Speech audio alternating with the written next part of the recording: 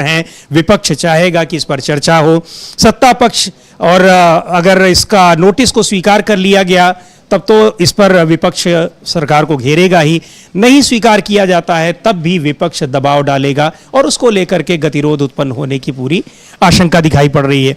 इस बीच में supreme court से भी कुछ खबरें हैं। अमलेंदु जी, कुछ अपडेट हैं तो आप उसको बताएं। सुप्रीम कोर्ट से दो बड़ी अपडेट हैं समीर जी। एक तो हुमायूं मर्चेंट जो गैंगस्टर था इकबाल मिर्ची, उसका बहुत नज़दीकी बताया जाता था, उसको पीएमएलए एक्ट के मुकदमे में सुप्रीम कोर्ट ने जमानत दे दी है। एक तो खबर ये है।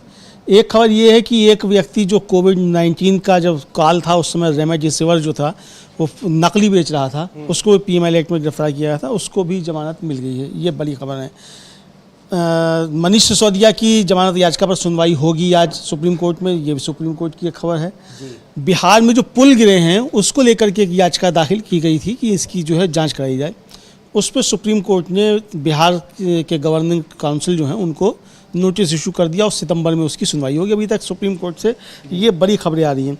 इधर महत्वपूर्ण बात जो है समीर जी है कि हम लोगों ने देखा कि जब वो कल्याण बनर्जी रोजगार का सवाल उठा रहे थे और सवाल पूछ रहे थे तो उस पर जो मनसुख मांडविया जो थे उनका जो उत्तर था वो बड़ा रोचक उत्तर था। और अब आप समझ सकते हैं कि सरकार की रोजगार को लेकर के कोई नीति नहीं है, ये आप समझ सकते हैं। और वो हम इसलिए कह रहे हैं कि जब उन्होंने जवाब दिया मंत्री महोदय ने, उन्होंने कहा कि वो जब कंपनियां बनती हैं और ये होता है तो ऑटोमेटिकली रोजगार पैदा होता है। ये ट्रिकल डाउन थ्योरी कहलाती है इकोनॉमिक्स में समीर जी। वो ट्रिकल डाउन थ्योरी पे सरकार चल रही है, यानी कि ट्रिकल डाउन थ्योरी से अपने आप रोजगार पैदा होगा, सरकार रोजगार को नहीं बनाएगी। यानी सरकार की ये स्पष्ट नीति सामने आ गई कि ये सरकार रोजगार को लेकर गंभीर नहीं है। ये मसला सामने आ गया और इसको स्वयं स्वीकार किया केंद्रीय मंत्री मनसुख मांडविया ने लोकसभा के अंदर। कल्याण बनर्जी जो तृणमूल कांग्रेस के सांसद हैं उनके सवाल के जवाब में, और उसको लेकर फिर उन्होंने सवाल भी उठाया कल्याण बनर्जी ने कि आप जो कह रहे हैं हम इससे संतुष्ट नहीं हो। फिर उन्होंने आंकड़े तमाम पेश किए।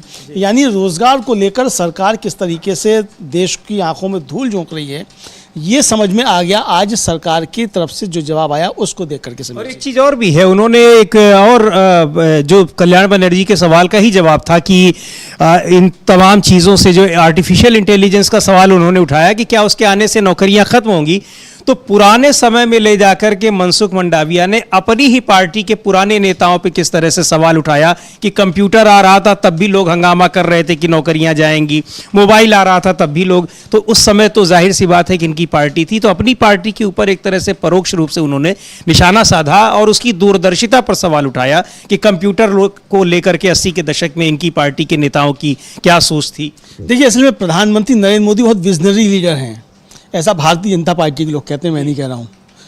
तो अब विजनरी लीडर हैं तो प्रधानमंत्री नरेंद्र मोदी ही सही सोचते होंगे। उससे पहले के जो बीजेपी के नेता थे वो तो कोई विजनरी लीडर थे नहीं, ये कहना चाहते हैं भारतीय जनता पार्टी के लोग।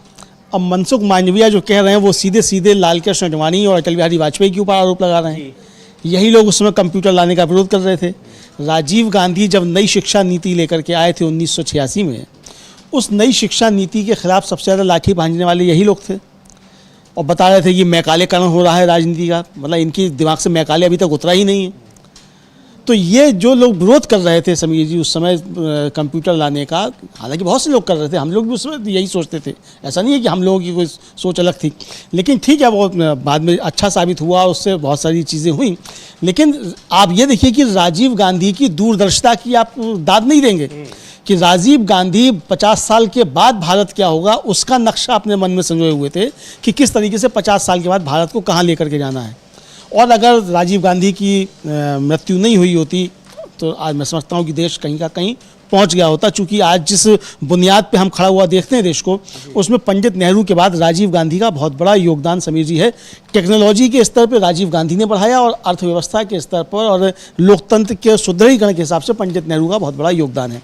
तो ये जिस तरीके से राजीव गांधी की सोच थी उसको लेकर के जिस तरीके से आगे बढ़े, यानी आप एक तरीके से कहीं ना कहीं आप राजीव गांधी की नीतियों को अब सही ठहरा रहे हैं और राजीव गांधी की उस समय की नीतियों का जो अटल बिहारी वाजपेयी और लाल कृष्ण आडवाणी और पूरी भारतीय जनता पार्टी विरोध कर रही थी उसको आप अब गलत ठहरा रहे हैं। तो क्या ये कोर्स करेक्शन हो रहा है? तो ऐसा ही कोर्स करेक्शन क्या नरेंद्र मोदी के हटने के बाद भारतीय जनता पार्टी करेगी? कोर्स करेक्शन हो सकता है, अंदर अंदर तैयारियां शुरू हो गई समझिए। लेकिन जो मनसुख मांडविया कह रहे थे, एक तो महत्वपूर्ण बात यह है कि जो AI को लेकर के चिंताएं व्यक्त की जा रही हैं समझिए, वो चिंताएं व्यर्थ नहीं है, इसको कंप्यूटर के मामले से नहीं जोड़ा जा सकता। AI के जरिए आप देखिए होता क्या है कि पहले तमाम चीज़ों में अब AI आ रही है, उसके कुछ फ़ायदे भी, ऐसा नहीं है कि उसके फ़ायदे नहीं हैं। अब जैसे स्वास्थ्य में है तो उसके ज़रिए आप बहुत सी चीज़ों का पहले अंदाज़ा लगा सकते हैं कि भाई आपके शरीर के अंदर ये बदलाव आ रहे हैं तो इसका आगे क्या बीमारी कोई पैदा हो सकती है, इसको लेकर के AI जो है आपको पहले से सचेत कर सकता है। लेकिन अगर वो तमाम क्षेत्रों में AI लागू हो जाएगा तो उससे फिर बहुत सारी चीज़ें पैदा होंगी। आप इसी तरह की समझिए कि जैसे क्लोन को लेकर के चिंताएं व्यक्त की जाती हैं, है ना, कि बकरी का क्लोन बन गया, बकरी से बकरी बन गई, भेड़ का बन गया। अगर ये मनुष्य का मनुष्य से क्लोन बनना शुरू हो जाएगा तब क्या स्थिति होगी? तो सब ये जो खतरे जो है ना, ये इसके तकनीक के और विज्ञान के, ये उन खतरों की तरफ भी समझिए। हम लोग जब छात्र जीवन में थे उस समय जब डिबेट्स हुआ करती थी, उसमें हिस्सा लिया करते थे, तो उस समय एक बड़ा लोकप्रिय विषय हुआ करता था, विज्ञान अभिशाप या वरदान। और इस पर हम लोग जाकर के बोला करते थे, कभी पक्ष में कभी विपक्ष में। तो जब विपक्ष में जब बातें करते थे तो हम लोग यही बातें करते थे कि इसके खतरे भी हैं और खतरे क्या है, किस तरीके से, उस पर बात किया करते थे। तो ये खतरे जो AI के लाभ हैं, इससे कोई इनकार नहीं कर रहा, लेकिन खतरे कितने बड़े हैं उसकी तरफ भी ध्यान देना चाहिए।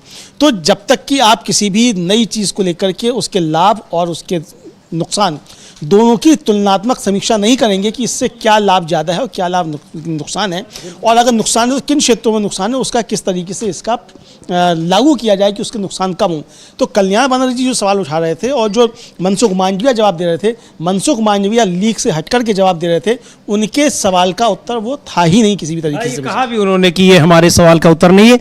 बहरहाल तो लोकसभा और राज्यसभा में प्रश्नकाल चल रहा है और बजट सत्र है, ये बजट पर चर्चा होनी है। बजट पिछले हफ्ते पेश किया गया है।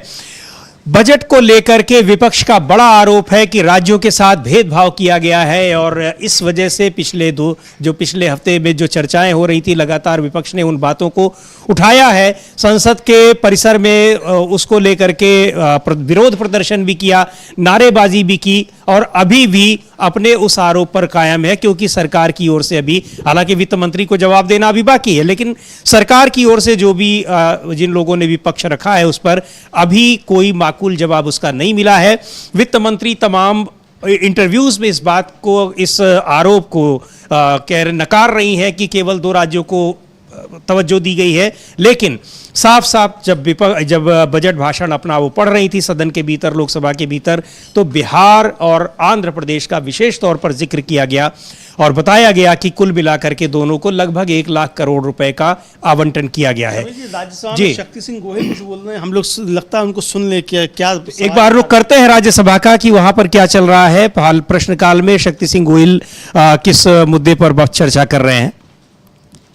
डिजास्टर मैनेजमेंट एक्ट के प्रावधान है रेस्क्यू, रिलीफ एंड रिहेबिलिटेशन, खोज एंड बचाओ, राहत दो और पुनर्वास करो। मुझे दुख के साथ कहना पड़ रहा है कि गुजरात में बारिश के प्रभावित लोगों के लिए ये तीनों चीजों में से कुछ भी नहीं हो रहा है। पुरानी परंपराएं रही है कि जिसको जो भी नुकसान गया हो उस नुकसान को डिजास्टर मैनेजमेंट एक्ट के तहत पूरी तरह से सहायता दी जाती थी, पूरी तरह से राहत दी जाती थी, और खास करके जो रोज का कमा के रोज खाते हैं उपसभापति महोदय, उनको कैश डॉल्स देने का प्रावधान है। मुझे दुख है कि बारिश के चलते हर रोज कमा के हर रोज खाने वाला जो मजदूर है, उस मजदूर को कैश डॉल्स जिस तरह से देना चाहिए वो नहीं दिया जा रहा है। और इसी को चलते मेरी आपके जरिए सरकार को गुजारिश है कि डिजास्टर मैनेजमेंट या NDRF का काम सेंट्रल गवर्नमेंट भी देखती है और उसका शेयर भी जाता है, तो गुजरात के लोगों के साथ न्याय होना चाहिए, उनको रिलीफ मिल। धन्यवाद माननीय गोयल जी। माननीय doctor Sasmit Patra, demand for revising coal royalty for Odisha. Honorable Deputy Chairman, sir, My 0-hour notice is on demand for revising coal royalty for Odisha. I rise to demand the revising of coal royalty for the तो राज्यसभा में गुजरात को लेकर के जो disaster management के तहत वहाँ के लोगों को सुविधाएं, ये मुद्दा इसलिए उठा है। शक्ति सिंह गोहिल कांग्रेस के राज्यसभा सदस्य हैं। पिछले दिनों जिस तरह से बरसात में तमाम जगहों पर फ्लडिंग की शिकायतें आ रही थी, पानी गिरने की और सड़कों के बह जाने की, पानी भरे होने की, इस तरह की जो चीज़ें दिखाई पड़ रही थी, वो पूरा का पूरा जो पिछले कई साल से ये प्रचारित किया जा रहा था कि विकास का गुजरात मॉडल, वो दिखाई पड़ रहा है। और उसी का मुद्दा शक्ति सिंह गोहिल उठा रहे थे कि ये है और वहाँ के लोगों को कोई इस तरह का की सुविधा तो है ही नहीं, उसमें जो लोग अपनी संपत्ति गंवा रहे हैं, जान गंवा रहे हैं, उनको कोई मुआवजा भी नहीं मिल रहा है। जी बिल्कुल समझिए, बहुत महत्वपूर्ण सवाल जो था वो शक्ति सिंह गोहिल ने राज्यसभा में उठाया। और एक तो इससे ये मालूम पड़ा कि जो गुजरात मॉडल जिसकी बार बार चर्चा की जाती थी, हालांकि अब कोई गुजरात मॉडल की बात नहीं कर रहा है, अब तो यूपी मॉडल हाँ यूपी मॉडल की बात हो रही है और मॉडल की बात हो रही है, लेकिन प्रधानमंत्री नरेंद्र मोदी के मुंह से भी अब गुजरात मॉडल सुनने में नहीं आ रहा है। लेकिन उसकी कलाई खुल गई एक तरीके से। और एक बहुत महत्वपूर्ण सवाल ये है जो उन्होंने उठाया कि जो रोज़ कमाने वाला मजदूर है, जो इस बरसात के मौसम में उसका नुकसान हो रहा है, बाढ़ आई हुई है और हमने देखा किस तरीके से सड़कें की सड़कें गायब हो गई, पुल के पुल गायब हो गए और रेल की पटरियां गायब हो गई। हाँ। तो ऐसे में जो रोज़ कमाने वाला है वो किस तरीके से अपना जीवन यापन करे, यानी सरकार का ध्यान किसी भी तरीके से जो गरीब तबका है, जो रोज़ कमाता है, मजदूर रह गए, उसकी समस्याओं की तरफ इसका ध्यान नहीं है। इस बात को एक तरीके से देखा जाए तो शक्ति सिंह गोहिल ने राज्यसभा में आज उठाया है। और महत्वपूर्ण बात यह है कि ये सिर्फ मसला मजदूरों का ही नहीं, गुजरात में ऐसा हो रहा है और गुजरात की जनता न्याय मांग रही है। जिस गुजरात के लिए जो है नरेंद्र मोदी बताए जाते हैं कि वहीं से आए हैं, बड़ी उनका बड़ा प्रेम है गुजरात को लेकर के और गुजरात मॉडल और किस तरीके से, तो ये समस्या जो गुजरात की सामने आई, समझा जा सकता है कि गुजरात में भी किस तरीके से भारतीय जनता पार्टी फेल है और किस तरह से वहां पर विकास किया। चूंकि प्रधानमंत्री बनने से पहले नरेंद्र मोदी गुजरात के मुख्यमंत्री रहे, लंबे समय तक मुख्यमंत्री रहे, लगातार मुख्यमंत्री रहे, पूर्ण बहुमत की सरकार वहां चलाई और जिस तरह से पूर्ण बहुमत की 10 साल तक यहां केंद्र में सरकार चलाई है उन्होंने। लेकिन अब उनको अपनी सरकार का चलाने का जो एक नया अनुभव मिल रहा है, उसका वो बड़ा कटु अनुभव दिखाई पड़ रहा है कि कैसे अल्पमत की सरकार चलाई जाती है।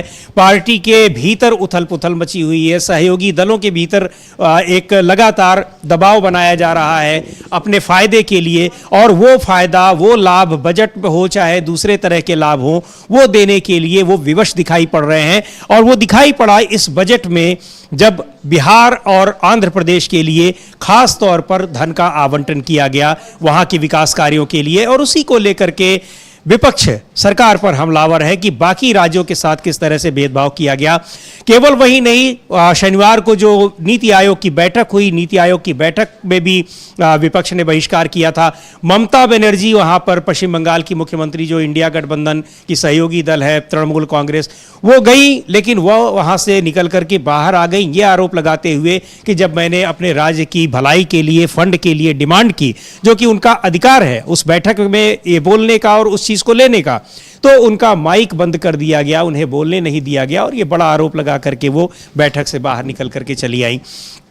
तो ये सारे मुद्दे हैं जिन पर प्रश्नकाल के बाद संसद में चर्चा होगी बजट के दौरान। और स्थगन प्रस्ताव का नोटिस दिया गया है दिल्ली में कोचिंग हादसे को लेकर के, जो घटना हुई है, बड़ी घटना, जिसको लेकर के छात्र अभी भी राजेंद्र नगर इलाके में बड़ी संख्या में, हजारों की संख्या में छात्र प्रदर्शन कर रहे हैं, सरकार के खिलाफ प्रदर्शन कर रहे हैं, केंद्र सरकार के खिलाफ, राज्य सरकार के खिलाफ, एमसीडी के खिलाफ, और उसको लेकर के अब संसद में भी चर्चा होनी तय है, हंगामा होना तय है। तो ये सारे मुद्दे ऐसे हैं जिस पर सरकार लगातार घिरी हुई है और विपक्ष की एकजुटता ये बता रही है कि किस तरह से उसने सरकार को घेरने की रणनीति बना रखी है। बिल्कुल समीर जी, सरकार को घेरने की रणनीति इंडिया ने बना रखी है और वो रणनीति दिखाई भी पड़ रही है। और जिन मुद्दों को इंडिया ने उठाया है वो सारे मुद्दे सरकार की नीतियों पर प्रहार करने वाले हैं। चाहे प्रोफेसर रामगोपाल यादव जो समाजवादी पार्टी के सांसद हैं, उन्होंने शिक्षा नीति को लेकर के, जो नई शिक्षा नीति NEP 2020 है, उसको लेकर के जो सवाल उठाए हैं, बहुत गंभीर सवाल थे। पेपर घोटाला, ये जो लीक है, पेपर लीक का मसला भी उठाया। मणिपुर का मसला मल्लिकार्जुन खड़गे ने उठाया, हालांकि उस पर अनुमति नहीं मिली, नियम 267 के तहत चर्चा की, ये मसला उठाया। शक्ति सिंह गोहिल ने गुजरात के साथ अन्याय और मजदूरों के साथ अन्याय को लेकर के मसला उठाया, ये भी गंभीर मसला था। कल्याण बनर्जी ने लोकसभा में रोजगार को लेकर के जो सवाल उठाए वो भी काफ़ी गंभीर मसले थे। तो गंभीर मसले उठाए जा रहे हैं और सरकार इस पर घिरती नजर आ रही है, कोई स्पष्ट जवाब सरकार की तरफ से दिखाई नहीं दे रहा है। इधर सुप्रीम कोर्ट से एक बड़ी खबर ये आ रही है समीर जी की, जो बिहार में 65% आरक्षण कर दिया गया था उसको पटना हाई कोर्ट ने निरस्त कर दिया था। उसके खिलाफ याचिका सुप्रीम कोर्ट में थी, तो जस्टिस डीवाई चंद्रचूड़, जस्टिस जेबी पारदीवाला और जस्टिस मनोज मिश्रा की पीठ ने उस पर स्टे करने से तो इनकार कर दिया है, लेकिन उस पर सुनवाई करना स्वीकार कर लिया, यानी इस याचिका पर सुनवाई होगी। अब कब होगी ये भी नहीं पता है, जब भी होगी, लेकिन फिलहाल उस पर स्टे करने से मना कर दिया, जो हाईकोर्ट का आदेश था उस पर। जी, तो ये कुल मिलाकर के जो संसद में बात हो रही है और बजट सत्र जो चल रहा है, बजट पेश कर दिया गया है और बजट को लेकर के जो भेदभाव का आरोप लग रहा है, हंगामा हो रहा है, केवल भेदभाव के ही आरोप नहीं लग रहे हैं, भेदभाव का तो एक बड़ा आरोप है ही। ये प्रियंका चतुर्वेदी, अगर हम सुने, चूंकि उन्होंने पहले भी कहा था कि वो किस मुद्दे पर बात करेंगी, वो क्या कह रही है एक बार सुनते हैं राज्यसभा में। As well as overweight children in India, as per the NFHS report, the latest NFHS report. This is alarming since both parameters fall under United Nations SDG goals towards zero hunger by 2030. Anemic children below 5 has gone up by 8.5% since 2015-16. And the latest report by NFHS shows that urban India is showing a rise by 8.3% of anemic children below 5, and rural India is showing a rise by 8.9% under 5 children who are anemic. Maternal education, her health, socio-economic status are the key drivers that are increasing these numbers. Simultaneously, and I would say it's a dichotomous situation, that overweight children are also increasing in India, which is leading to health trends which are dangerous in terms of their ability to contribute towards the economy in the near future. And it has risen by over 3.2%. Economic survey has pointed out that annual rise in children's obesity is steepest in India as compared to the rest of the world. Increased consumption of highly processed food, limited access to diverse food which is high on sugar are the reasons why we are seeing, and less physical activity are the reasons why we are seeing overweight challenges. Unhealthy diets have contributed to over 54.6% burden of total disease in India, sir.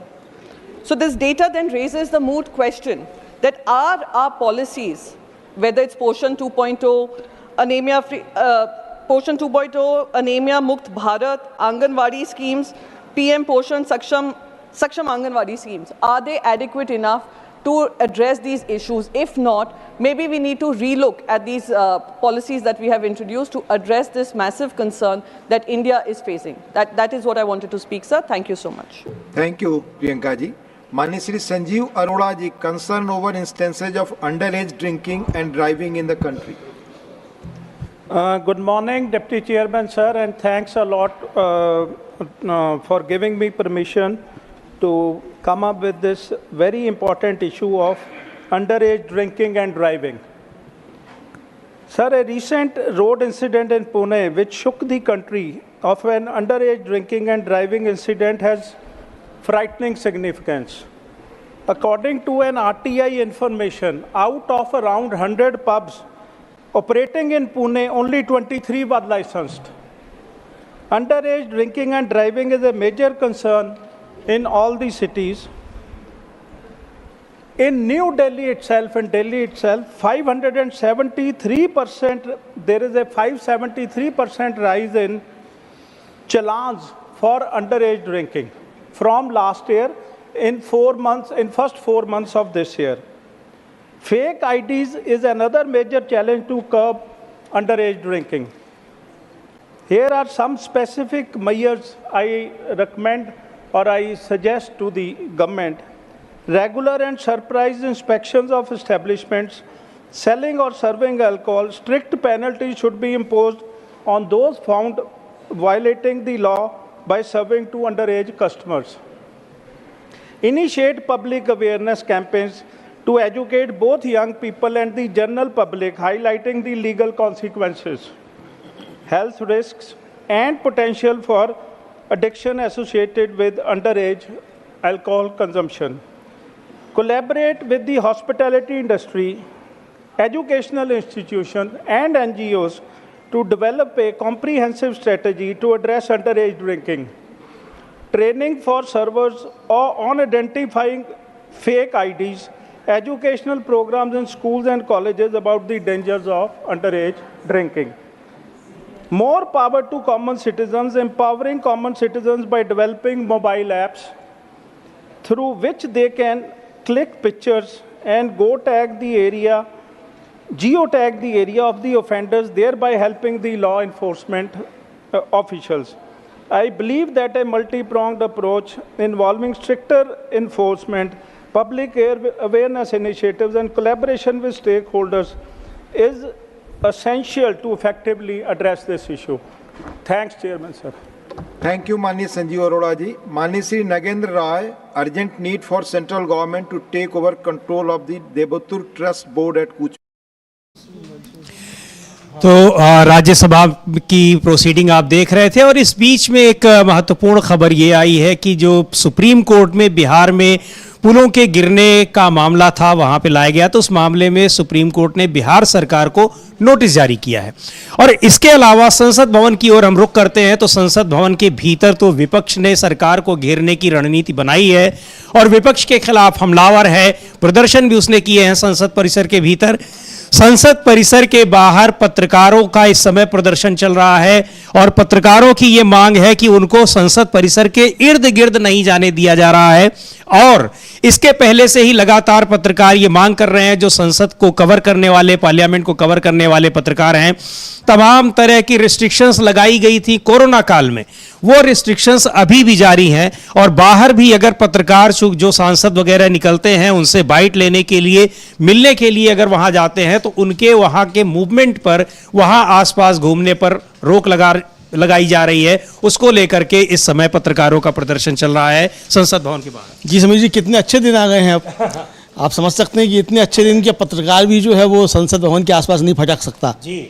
इससे ज़्यादा और अच्छे दिन क्या चाहिए, लेकिन emergency नहीं है। हाँ, इमरजेंसी नहीं है और सूचना का अधिकार लाया इसीलिए गया था कि सरकार क्या कर रही है, सरकार के तमाम विभाग क्या कर रहे हैं, उसको जानने का अधिकार सिर्फ पत्रकार या वहां पहुंच पाने वाले लोगों को नहीं बल्कि देश के हर नागरिक को है। तो सूचना के अधिकार का कानून इस समय कहां है वो तो सबको पता है, लेकिन जो सूचनाएं बाहर से, तंत्र के भीतर से छन करके पत्रकारों के जरिए आती हैं, उन पत्रकारों को ही प्रवेश को जो है वहां प्रवेश निषेध लगा दिया जा रहा है। ये बड़ी खतरनाक बात है। और हम जो है हर साल मनाएंगे किसकी जयंती, वो जब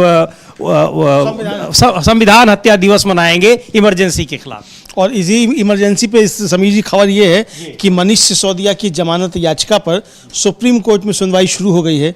और सुप्रीम कोर्ट में सुनवाई में उनकी तरफ से जस्टिस BR गवई और जस्टिस विश्वनाथन की खंडपीठ जो है वो सुनवाई कर रही है जमानत याचिका पर। और मनीष सिसोदिया की तरफ से अभिषेक मनु सिंह भी इस मामले में हाजिर हुए हैं और ASG राजू जो हैं वो ED की तरफ से यानी सरकार की तरफ से अपनी बात रख रहे हैं। अभी ये खबर आई है, तो ये सुप्रीम कोर्ट की खबर है। और इस समय जो हम बात बार बार ये चर्चा कर रहे हैं कि पार्लियामेंट के भीतर दिल्ली के राजेंद्र नगर में जो कोचिंग हादसा हुआ है उसको लेकर के हंगामा होने के आसार दिखाई पड़ रहे हैं। इसमें खबर यह है कि राजेंद्र नगर इलाके में MCD यानी जो म्यूनिसिपल कॉरपोरेशन ऑफ दिल्ली है, दिल्ली नगर निगम, उसके अधिकारी कर्मचारी वहां पर बुलडोजर लेकर के पहुंच चुके हैं जो कि अतिक्रमण अब हटाएंगे और पुलिस ने उनको मदद कर रही है, अतिक्रमण हटाने की अनुमति दे दी है।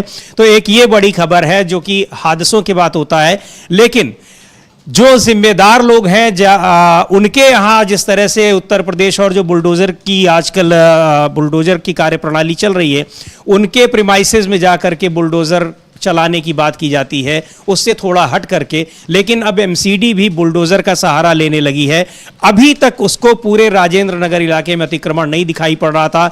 जो लोग दिल्ली के बाहर के लोग हैं जिन्होंने नहीं देखा हो उन इलाकों को, वहां बता दें कि जब आप चलते हैं खासतौर पर सुबह है और शाम, तो वहां पर पैर रखने की जगह नहीं होती है, जिसमें आप छात्रों की भीड़ तो होती ही है, लेकिन सबसे ज्यादा वहां पर जो अतिक्रमण है वो देखा जाता है। तो सालों साल दिल्ली नगर निगम को ये चीज़ दिखाई नहीं पड़ी, किसी को दिखाई नहीं पड़ी, और आज अब जब इतना बड़ा हादसा हो गया है तो अचानक दिखने लगी। आपको याद दिलाएं कि 1 साल पहले मुखर्जी नगर इलाके में भी हुआ था, तब भी ऐसे 2, 4, 6 दिन 10 दिन इस तरह की कार्रवाइयाँ की गई और उसके बाद फिर सारी चीज़ें ठप हो गई, जिसकी वजह से 1 साल के बाद आज ये फिर से एक बड़ा हादसा यहाँ पर हो गया है। तो इसको लेकर के संसद में हंगामे के आसार हैं। जब प्रश्नकाल के बाद शून्यकाल शुरू होगा और नोटिस भी दिया गया है कि इस मामले में कांग्रेस सांसद अमर सिंह की ओर से कि इस पर स्थगन प्रस्ताव का नोटिस दिया गया है कि सारे जरूरी काम रोक करके इस मामले पर चर्चा कराई जाए। इसको लेकर के हंगामा होना तय है संसद के दोनों सदनों में। जी बिल्कुल, इस पे संसद के दोनों सदनों में हंगामा तय है निश्चित तौर पे, और विपक्ष इसको लेकर के बात करना चाहता है। हालांकि लगता है कि सत्ता पक्ष भी बात करना चाहता होगा इस पे, और शायद इस पे अनुमति मिल जाए, चूंकि सत्ता पक्ष आरोप प्रत्यारोप में जाना चाहेगा, आम आदमी पार्टी को घेरने की कोशिश। हाँ, तो इसलिए इस पे हो सकता हो, लेकिन अब वो तो बहस होगी तब मालूम पड़ेगा कौन गिरता है कौन नहीं गिरता है। लेकिन जो मनीष सिसोदिया का मामला था समीर जी, उसमें अब सुनवाई जो है वो होगी सोमवार को, और उसमें हुआ ये कि राजू साहब की तरफ से अपनी दलील जब दी जा रही थी तो जस्टिस गवई ने पूछा कि भाई हम ये 2 इस पे याचिकाओं पे हम क्यों सुनवाई कर रहे हैं, एक इंटरिम और एक फाइनल उस पर। तो इस पे उन्होंने जवाब दिया, तो जस्टिस गवई ने कहा कि ये जस्टिस विश्वनाथन ने कहा कि पिछली बार जो था मिस्टर राजू को कुछ समस्या थी। जस्टिस गवई ने फिर डिक्टेट किया कि मिस्टर राजू ने सीबीआई का काउंटर फाइल कर दिया है, लेकिन वो रिकॉर्ड पर नहीं है। काउंटर और ईडी की तरफ से वो थर्सडे तक यानी बृहस्पतिवार तक इसको जमा किया जाए, ईडी की तरफ से काउंटर इस पर, और मैटर को सोमवार को सूचीबद्ध किया जाए फ्रेश मैटर्स के साथ के बाद जी। जब फ्रेश मैटर्स हो जाए उसके बाद फिर इसको सुनवाई किया जाए।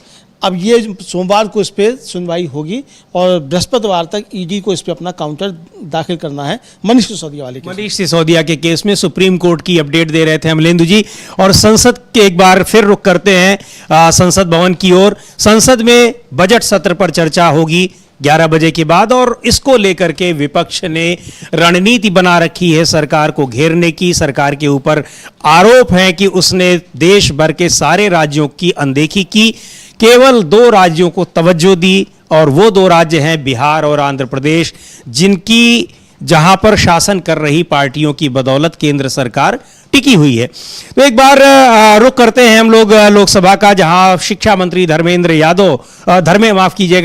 प्रधान कुछ कह रहे हैं, और सुनते हैं क्या कहते हैं। We brought national education policy after 34 years. For the first time in our country, our government has envisioned a ranking framework. National ranking framework has been envisioned by this government. We are very much insisting coming out reforms on the NAC, NBA. We are committed to bring out our standards in our own institution, our country. But education is such a vast subject. If we want to be a global leader, if we want to be Vishwa Bandhu, we cannot work in isolation. We have to open our ear and eyes. I am personally ready to accept any kind of positive suggestion from any member of this August House. Question number 85, Putta Mahesh Kumar.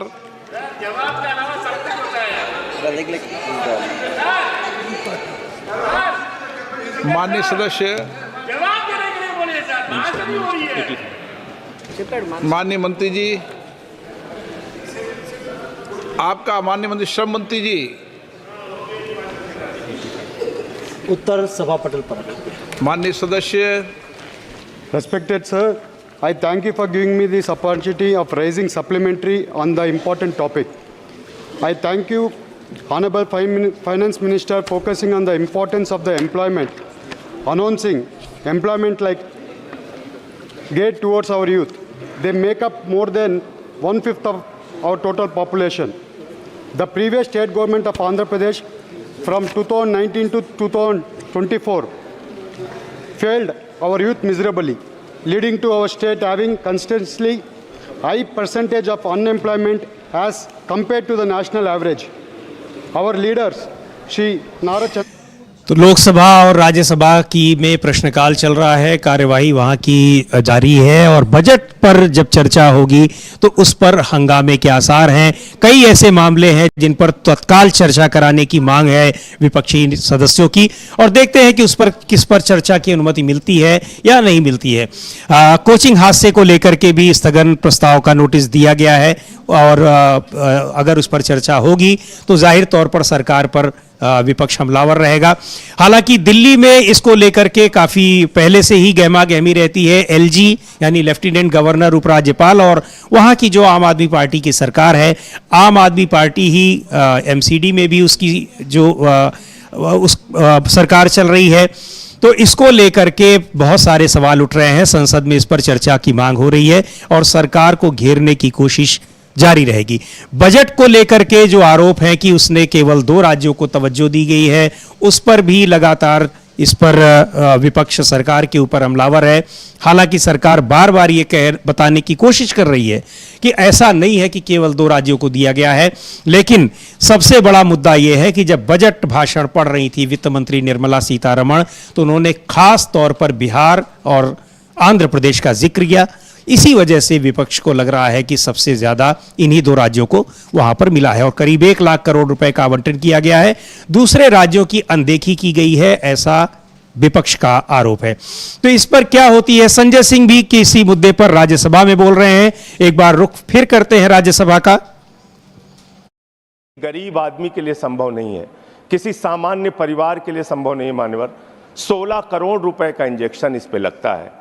हमने कुछ बच्चों के लिए सामूहिक रूप से और बहुत सारे लोगों ने प्रयास किया, हमारे सांसद यहाँ बैठे हैं संजीव अरोड़ा जी, सब ने प्रयास किया मान्यवर, और सरकार की तरफ से भी पहले जो इंपोर्ट ड्यूटी लगती थी वो इंपोर्ट ड्यूटी इस पे हटाई गई।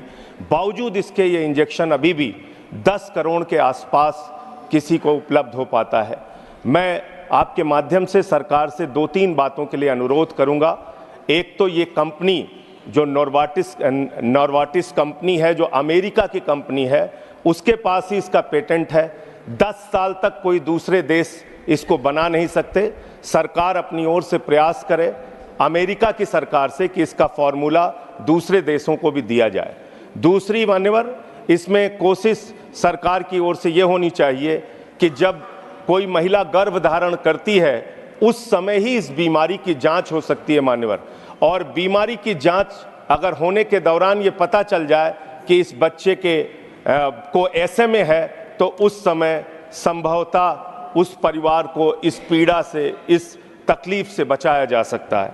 मान्यवर, मैं अंत में यही बात कहना चाहूँगा कि दूसरे देशों में इसको नेशनल हेल्थ पॉलिसी के अंदर भी रखा गया है, US है, UK है, लेकिन हमारे देश में इसको नेशनल हेल्थ पॉलिसी के अंदर या इसके लिए सरकार की ओर से कोई सुविधा अतिरिक्त नहीं उपलब्ध कराई जाती। मैं माननीय मंत्री जी से अनुरोध करूंगा आपके माध्यम से कि जो CSR फंड इस्तेमाल होता है लोगों की मदद के लिए, उसका एक बड़ा हिस्सा इस बीमारी से पीड़ित बच्चों के लिए उपलब्ध कराया जाए।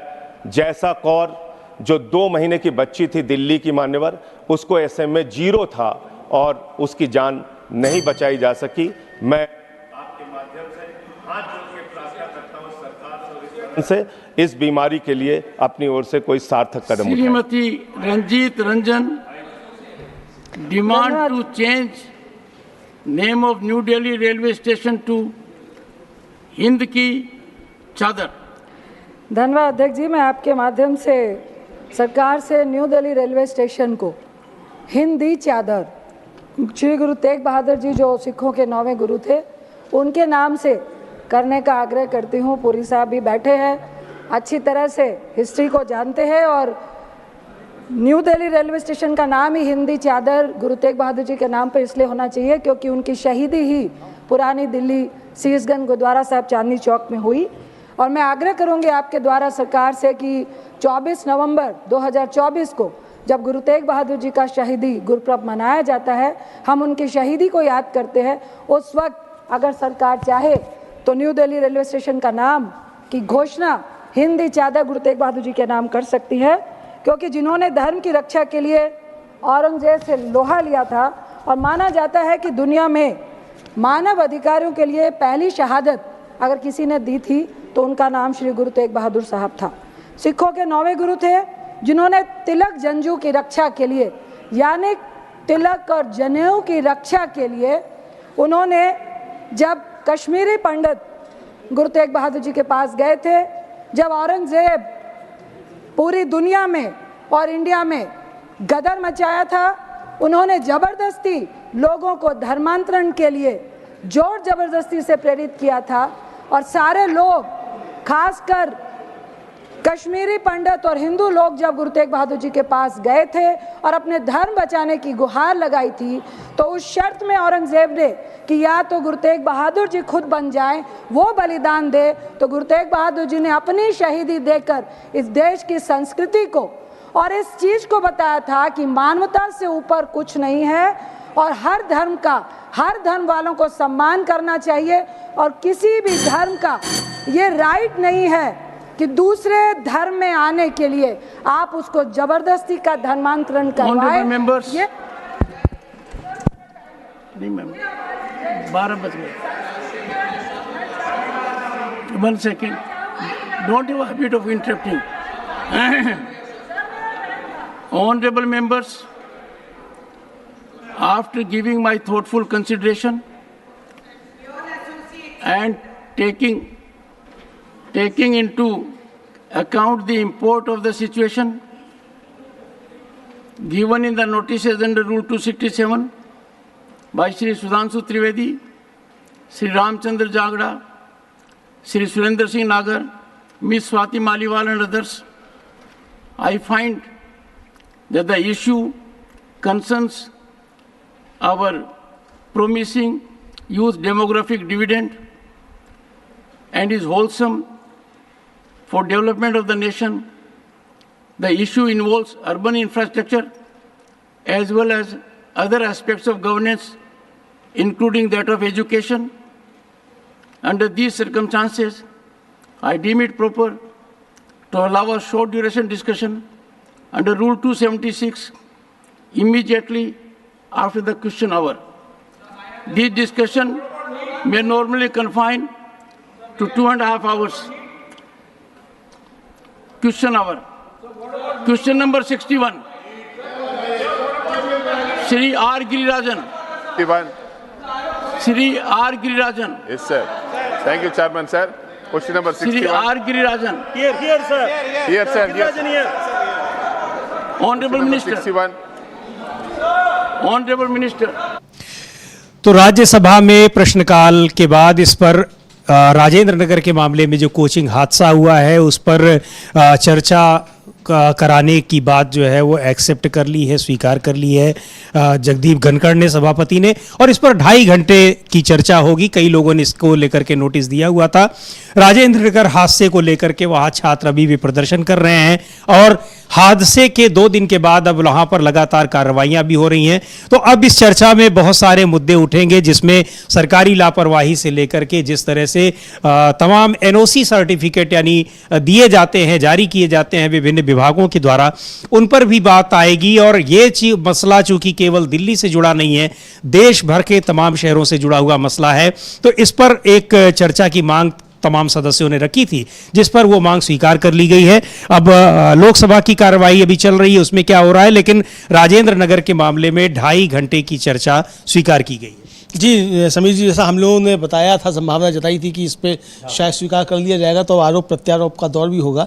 अब देखना ये है कि वास्तव में सदन के अंदर जो बहस होती है वो मुद्दे पे होती है या एक दूसरे को, राज्य सरकार और केंद्र सरकार को घेरने के लिए होती है। अब बस देखना ये है, महत्वपूर्ण मसला है, इस पर चर्चा निश्चित तौर पर होनी चाहिए और सरकार की जिम्मेदारी, चाहे वो केंद्र की हो चाहे राज्य की हो, दोनों की जिम्मेदारियाँ तय होनी चाहिए कि किसकी क्या जिम्मेदारी है। और जैसा कि प्रियंका चतुर्वेदी ने आज सुबह कहा भी कि आप LG से लेकर के और चपरासी तक सबकी इसमें जिम्मेदारियां तय हो, जो भी जाना है तो ये जिम्मेदारियां तय होनी चाहिए। और गंभीर मसला समीर जी है। इधर जो मणिपुर को लेकर के बातचीत चल रही थी समीर जी, उसमें खबर ये आई है कि जो मणिपुर के मुख्यमंत्री हैं एन बीरेन सिंह, उन्होंने प्रधानमंत्री नरेंद्र मोदी के साथ कोई मुलाकात की और उस मुलाकात का प्रधानमंत्री ने कोई फोटो जारी नहीं किया। इस पे जयराम रमेश ने जो है वो खबर ली है उनकी, पूछा है कि आज सुबह खबर आई कि संकटग्रस्त मणिपुर के सीएम ने गैर जैविक पीएम के साथ एक छोटी बंद कमरे में बैठक की जिसमें स्वयंभू चाणक्य और रक्षा मंत्री भी मौजूद थे। आमतौर पर जब ऐसी बैठकें होती हैं तो एक्स पर तस्वीरें पोस्ट की जाती हैं। श्री नरेंद्र मोदी ने ऐसा नहीं किया है और ना ही श्री एन बीरेन सिंह ने। यह अनिच्छा क्यों, या क्या ऐसा है कि वास्तव में बैठक कभी हुई ही नहीं? अरुणाचल प्रदेश के सीएम की गैर जैविक पीएम से मुलाकात की तस्वीर गैर जैविक पीएमओ द्वारा पोस्ट की गई है। यानी अरुणाचल प्रदेश के मुख्यमंत्री की मुलाकात होती है तो वो तस्वीर पोस्ट की जा रही है, मणिपुर के मुख्यमंत्री से मुलाकात हो रही है तो वो तस्वीर नहीं की जा रही है। आखिर क्यों? चूँकि मणिपुर को लेकर के लगातार सवाल उठते रहे हैं। संसद का जो पहला सत्र था, यानी कि जो एक तरीके कहा जाए स्वागत सत्र था जिसमें राष्ट्रपति का अभिभाषण हुआ, उसमें मणिपुर को लेकर के मणिपुर वांट जस्टिस विपक्ष लगातार नारे लगाता रहा। प्रधानमंत्री ने मणिपुर का माँ भी नहीं बोला और राज्यसभा में भी जब बोले तो मणिपुर की असली समस्या के ऊपर नहीं बोले और बातों की तब वो बातचीत करते रहे मणिपुर को लेकर के। और राष्ट्रपति के अभिभाषण में भी पूर्वोत्तर की तो बात थी लेकिन मणिपुर का माँ नहीं था। तो मणिपुर को लेकर के ये सरकार किस तरीके से बर्ताव कर रही है ये सामने आ रहा है। मल्लिकार्जुन खड़गे ने भी आज 267 के तहत काम रोको प्रस्ताव चर्चा की मांग की, उसको भी अस्वीकृत कर दिया गया। यानी मणिपुर पे चर्चा करने से ये सरकार बच रही है, मणिपुर का नाम लेने से भी बच रही है। हालांकि प्रधानमंत्री नरेंद्र मोदी विश्वगुरु बताए जाते हैं। जी बिल्कुल, बैठक कर रहे हैं और बैठक के बाद तस्वीर भी नहीं जारी कर रहे, यानी किसी को पता ही न चले कि ये बैठक हुई भी या नहीं हुई, उसकी चर्चा भी न हो क्योंकि सदन भी चल रहा है। हालांकि ऐसा नहीं है कि प्रधानमंत्री किसी मुख्यमंत्री के साथ बैठक करेंगे, उस बैठक में गृह मंत्री और रक्षा मंत्री भी मौजूद हों तो वो बात किसी को पता न चले। लेकिन ये प्रधानमंत्री अपनी तरफ से चाहते हैं कि वो कितना उसको महत्व दे रहे हैं और उस चीज़ को कितना छिपाने की कोशिश कर रहे हैं ये पता चल रहा है। क्योंकि और मुख्यमंत्रियों के साथ और उनके साथ जिनकी भी मुलाकात होती है आमतौर पर वो तस्वीरें आती हैं बाहर, वो दिखाई पड़ती हैं, वो ट्वीट करते हैं एक्स पर अपने जो सोशल मीडिया हैंडल पर। तो इसको लेकर के घेरा है और साथ में कांग्रेस पार्टी ने ये भी पूछा है, अगर उसका कोई ट्वीट हमारे पास हो तो हम लोग देखेंगे कि क्या जो हिंसा हो रही है मणिपुर में पिछले 1 साल से ज़्यादा समय से, क्या उस पर भी कोई चर्चा हुई या नहीं हुई? हाँ, अब देखना होगा समीर जी कि इस पे कोई चर्चा होती है कि नहीं होती है। कांग्रेस पार्टी ने ये सवाल पूछा। हाँ, सवाल पूछा है, कांग्रेस ने सवाल पूछा है और यही सवाल पूछा है कि भाई आपकी कोई मणिपुर की हिंसा पे चर्चा हुई कि नहीं हुई। मणिपुर में हालात लगातार ख़राब हैं, इसके लेकर के बातें आ रही हैं। अभी हालांकि हफ्तावार हुआ है, एन बीरेन सिंह का बयान था कि वो हमको सहायता मिल रही है बाढ़ से निपटने के लिए। देखिए समीर जी, मणिपुर तो दोहरी मार झेल रहा है, यानी एक तो जो हिंसा की मार है वो है और प्राकृतिक आपदा भी। पिछले कई दशक में इतनी भयंकर बाढ़ मणिपुर में नहीं आई थी जितनी इस बार आई है और जीवन तहस नहस वहाँ एक तरीके से हो गया है। तो ये सरकार किस तरीके से पूर्वोत्तर के राज्यों की अनदेखी कर रही है, खासतौर से मणिपुर की अनदेखी कर रही है जहाँ डबल इंजन की सरकार है, ये समझा जा सकता है समीर जी। जी बिल्कुल, और एक बार रुख करते हैं लोकसभा का जहां बीजेपी की सांसद हैं बांसुरी स्वराज, वो कुछ कह रही हैं। एक बार चलते हैं लोकसभा की ओर। आम आदमी पार्टी दिल्ली में सत्ता भोग रही है लेकिन दिल्ली वासियों के लिए कोई काम नहीं कर रही। अध्यक्ष जी, पिछले 2 सालों से नगर निगम यानी एमसीडी भी दिल्ली सरकार के नियंत्रण में है, दिल्ली जल बोर्ड दिल्ली सरकार के नियंत्रण में है, ड्रेनेज की सफाई दिल्ली जल बोर्ड के दिल्ली सरकार के नियंत्रण में है, लेकिन इन्होंने ना अपग्रेडेशन करी है ना डिसिल्टिंग करी है नालों की। एक बहुत इंपॉर्टेंट बात इसमें कहना चाहूंगी, ओल्ड राजेंद्र नगर में जो हुआ 22 जुलाई 24 जुलाई 2 दिन से लगातार वहां के स्थानीय विधायक, वहां के स्थानीय पार्षद, वहां के अधिकारियों को लगातार स्थानीय निवासी इसकी शिकायत कर रहे थे। विधायक जी व्यंग तो कर रहे थे लेकिन उन्होंने कोई एक्शन नहीं लिया। मेरा आपसे निवेदन है कि गृह मंत्रालय से अनुरोध करती हूं कि एक जांच समिति बनाई जाए जहां पर ये जो दिल्ली सरकार जो केवल प्रचार प्रसार और भ्रष्टाचार में लिप्त है, इसमें इंक्वायरी बिठाई जाए। दिल्ली की नालों की सफाई क्यों नहीं करी जाए? दिल्ली जल बोर्ड चरमराती हुई व्यवस्था में क्यों है? Sir, I have just visited the hospital. I've just visited the hospital and met with the uncle of the boy from Kerala who unfortunately lost his life on the weekend, sir. It's a shocking situation and I have to say that when you have a brilliant student, all the dreams of serving the nation through taking the UPSC exam have been shattered and the hopes of the family have been shattered, sir.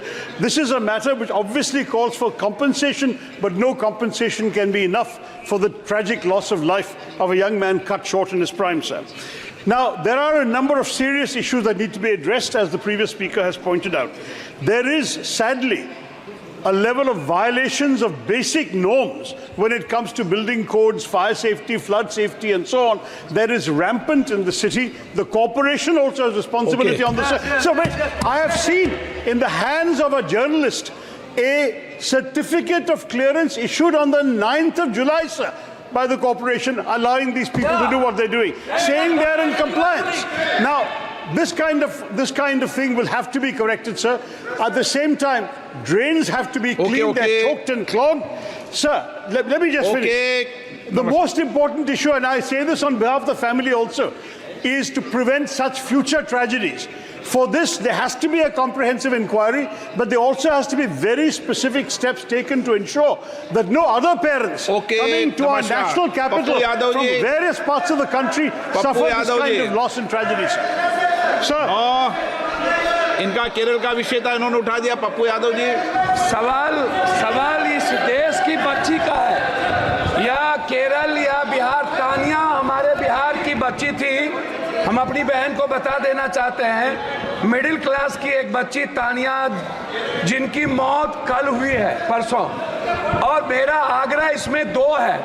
मैं ना BJP और आम आदमी party की आलोचना में, पूरे देश के बच्ची जो 60% बिहार के एसएससी यूपीएससी करने आते हैं या बाहर कोटा, लगातार हमारे कोचिंग, अध्यक्ष महोदय, लगातार कोचिंग का मानक गाइडलाइन गवर्नमेंट के द्वारा नहीं होना, सुरक्षा की व्यवस्था नहीं होना, और एक घटना नहीं, अध्यक्ष महोदय एक मिनट, एक बार घटना नहीं घटी है, बार बार ये चर्चा आपके माध्यम से उठता है, आप इसको संरक्षित करते हैं, लेकिन इस पर माननीय अध्यक्ष जी, ये बहुत ही दर्दनाक घटना है और इस घटना में जिस तरह से पानी उसमें गया, बच्चे निकलने का प्रयास कर रहे हैं। आपने भी देखा होगा वीडियो। आप तो विषय क्या है बता दो आप। माननीय, आपने भी देखा होगा वीडियो। आप क्या बोलना चाहते हैं? मैं उसमें अखिलेश जी, जुड़ता हूँ हमारे साथ, बहुत गंभीर समस्या है और जो घटना हुई है दर्दनाक घटना है। यूपीएससी के स्टूडेंट जो तैयारी कर रहे थे, आखिरकार प्लानिंग और एनओसीज देने की जिम्मेदारी तो सभी अधिकारियों की है। अध्यक्ष महोदय, जिम्मेदार कौन है, उनके खिलाफ कार्रवाई क्या हो रही है, नंबर एक। दूसरा, ये केवल एक विषय नहीं है इलीगल बिल्डिंग। हम तो यूपी से अध्यक्ष जी देख रहे हैं, जहां इलीगल बिल्डिंग बनती है वहां बुलडोजर चलता है। क्या अध्यक्ष ये सरकार बुलडोजर चलाएगी कि नहीं चलाएगी? नो, विजय कुमार दुबे। धन्यवाद महाराज जी। माननीय अध्यक्ष जी, माननीय अध्यक्ष जी, आपके माध्यम से विजय कुमार दुबे जी, धन्यवाद माननीय अध्यक्ष जी। आपके माध्यम से मैं खेल कूद मंत्रालय का ध्यान आकृष्ट कराना चाहता हूं कि जिस तरह से हमारे यशस्वी प्रधानमंत्री माननीय नरेंद्र मोदी जी ने इस देश में खेल और खिलाड़ियों को लगातार प्रोत्साहन देने का कार्य किए हैं, जिस तरह से इस देश का सम्मान खेल कूद से जोड़ने का कारण आज अभूतपूर्व सफलता इस देश ने प्राप्त किया है, चाहे ओलंपिक्स गेम हो, चाहे एशियाड गेम्स हो। आप निरंतर आपकी बात कहें, क्या कहना चाहते हैं? खेल कूद, हाँ तो बात कहें ना, आप लंबा भाषण मत दें। नहीं जी, खेल कूद में निरंतर स्वर्ण पदक प्राप्त किया है। मैं आपके माध्यम से इस बात को रखना चाहता हूं कि आज ग्रामीण अंचल में इस तरह से अभूतपूर्व सफलता के क्रम में गांव-गांव मिनी स्टेडियम का निर्माण तो कराया गया। ग्रामीण अंचल से छिपे हुए प्रतिभाओं को आगे आने का मौका मिले तो इसके लिए उपकरण भी चाहिए। गांव-गांव की तरफ से रखना चाहता हूं कि गांव के खेल कूद के उपकरण में हम लोगों के सांसद निधि का आवंटन देने की अनुमति प्रदान करें ताकि ग्रामीण अंचल की प्रतिभाएं भी इस देश के सम्मान को आगे बढ़ाने का कार्य करें। धन्यवाद।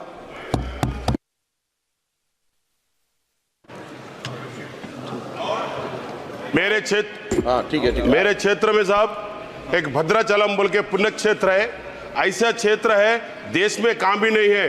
वो क्षेत्र में हमारा तानिशाह बोल के जब थे तेलंगाना स्टेट में और आंध्रा में, जब उनको आके राम मंदिर के वास्ते बनाने के वास्ते उनको जेल में डाले, वो ऐसे पुण्य क्षेत्र है। बहुत सारे अच्छे पुण्य क्षेत्र में क्षेत्र है साहब। उस वास्ते मैं आपके सामने एक रखना चाह रहा हूँ, जो गोदावरी फ्लड आके अब बाइबरवेशन होने के बाद वो फ्लड आके वो पूरे भद्राचलम से 25 किलोमीटर्स पूरे गांवों आदिवासी लोग पूरे परेशान है साहब, और किसान और बच्चे पूरे परेशान है। जिस टाइम पे 3 दिन से बहुत परेशान है। जो हमारे स्टेट के रेवंत रेड्डी साहब ने है, सीएम साहब ने उन लोगों को मेडिसिन और उन लोग खाना पीने के लिए बहुत बंदोबस्त कर रहे हैं। उस वास्ते हम साहब बहुत इंटरेस्ट लगाना है। वो 25 किलोमीटर कराकट्टा भी बनाना चाहिए साहब।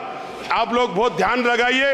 अब अयोध्या के वास्ते 400 कितने हजारों करोड़ों दिए, एक हमारे भद्राचलम के लिए थोड़ा बहुत 1-2-3 हजार करोड़ देने से हमारा सुरक्षित होगा। वो छत्तीसगढ़ और तेलंगाना का बॉर्डर है। कुमार जी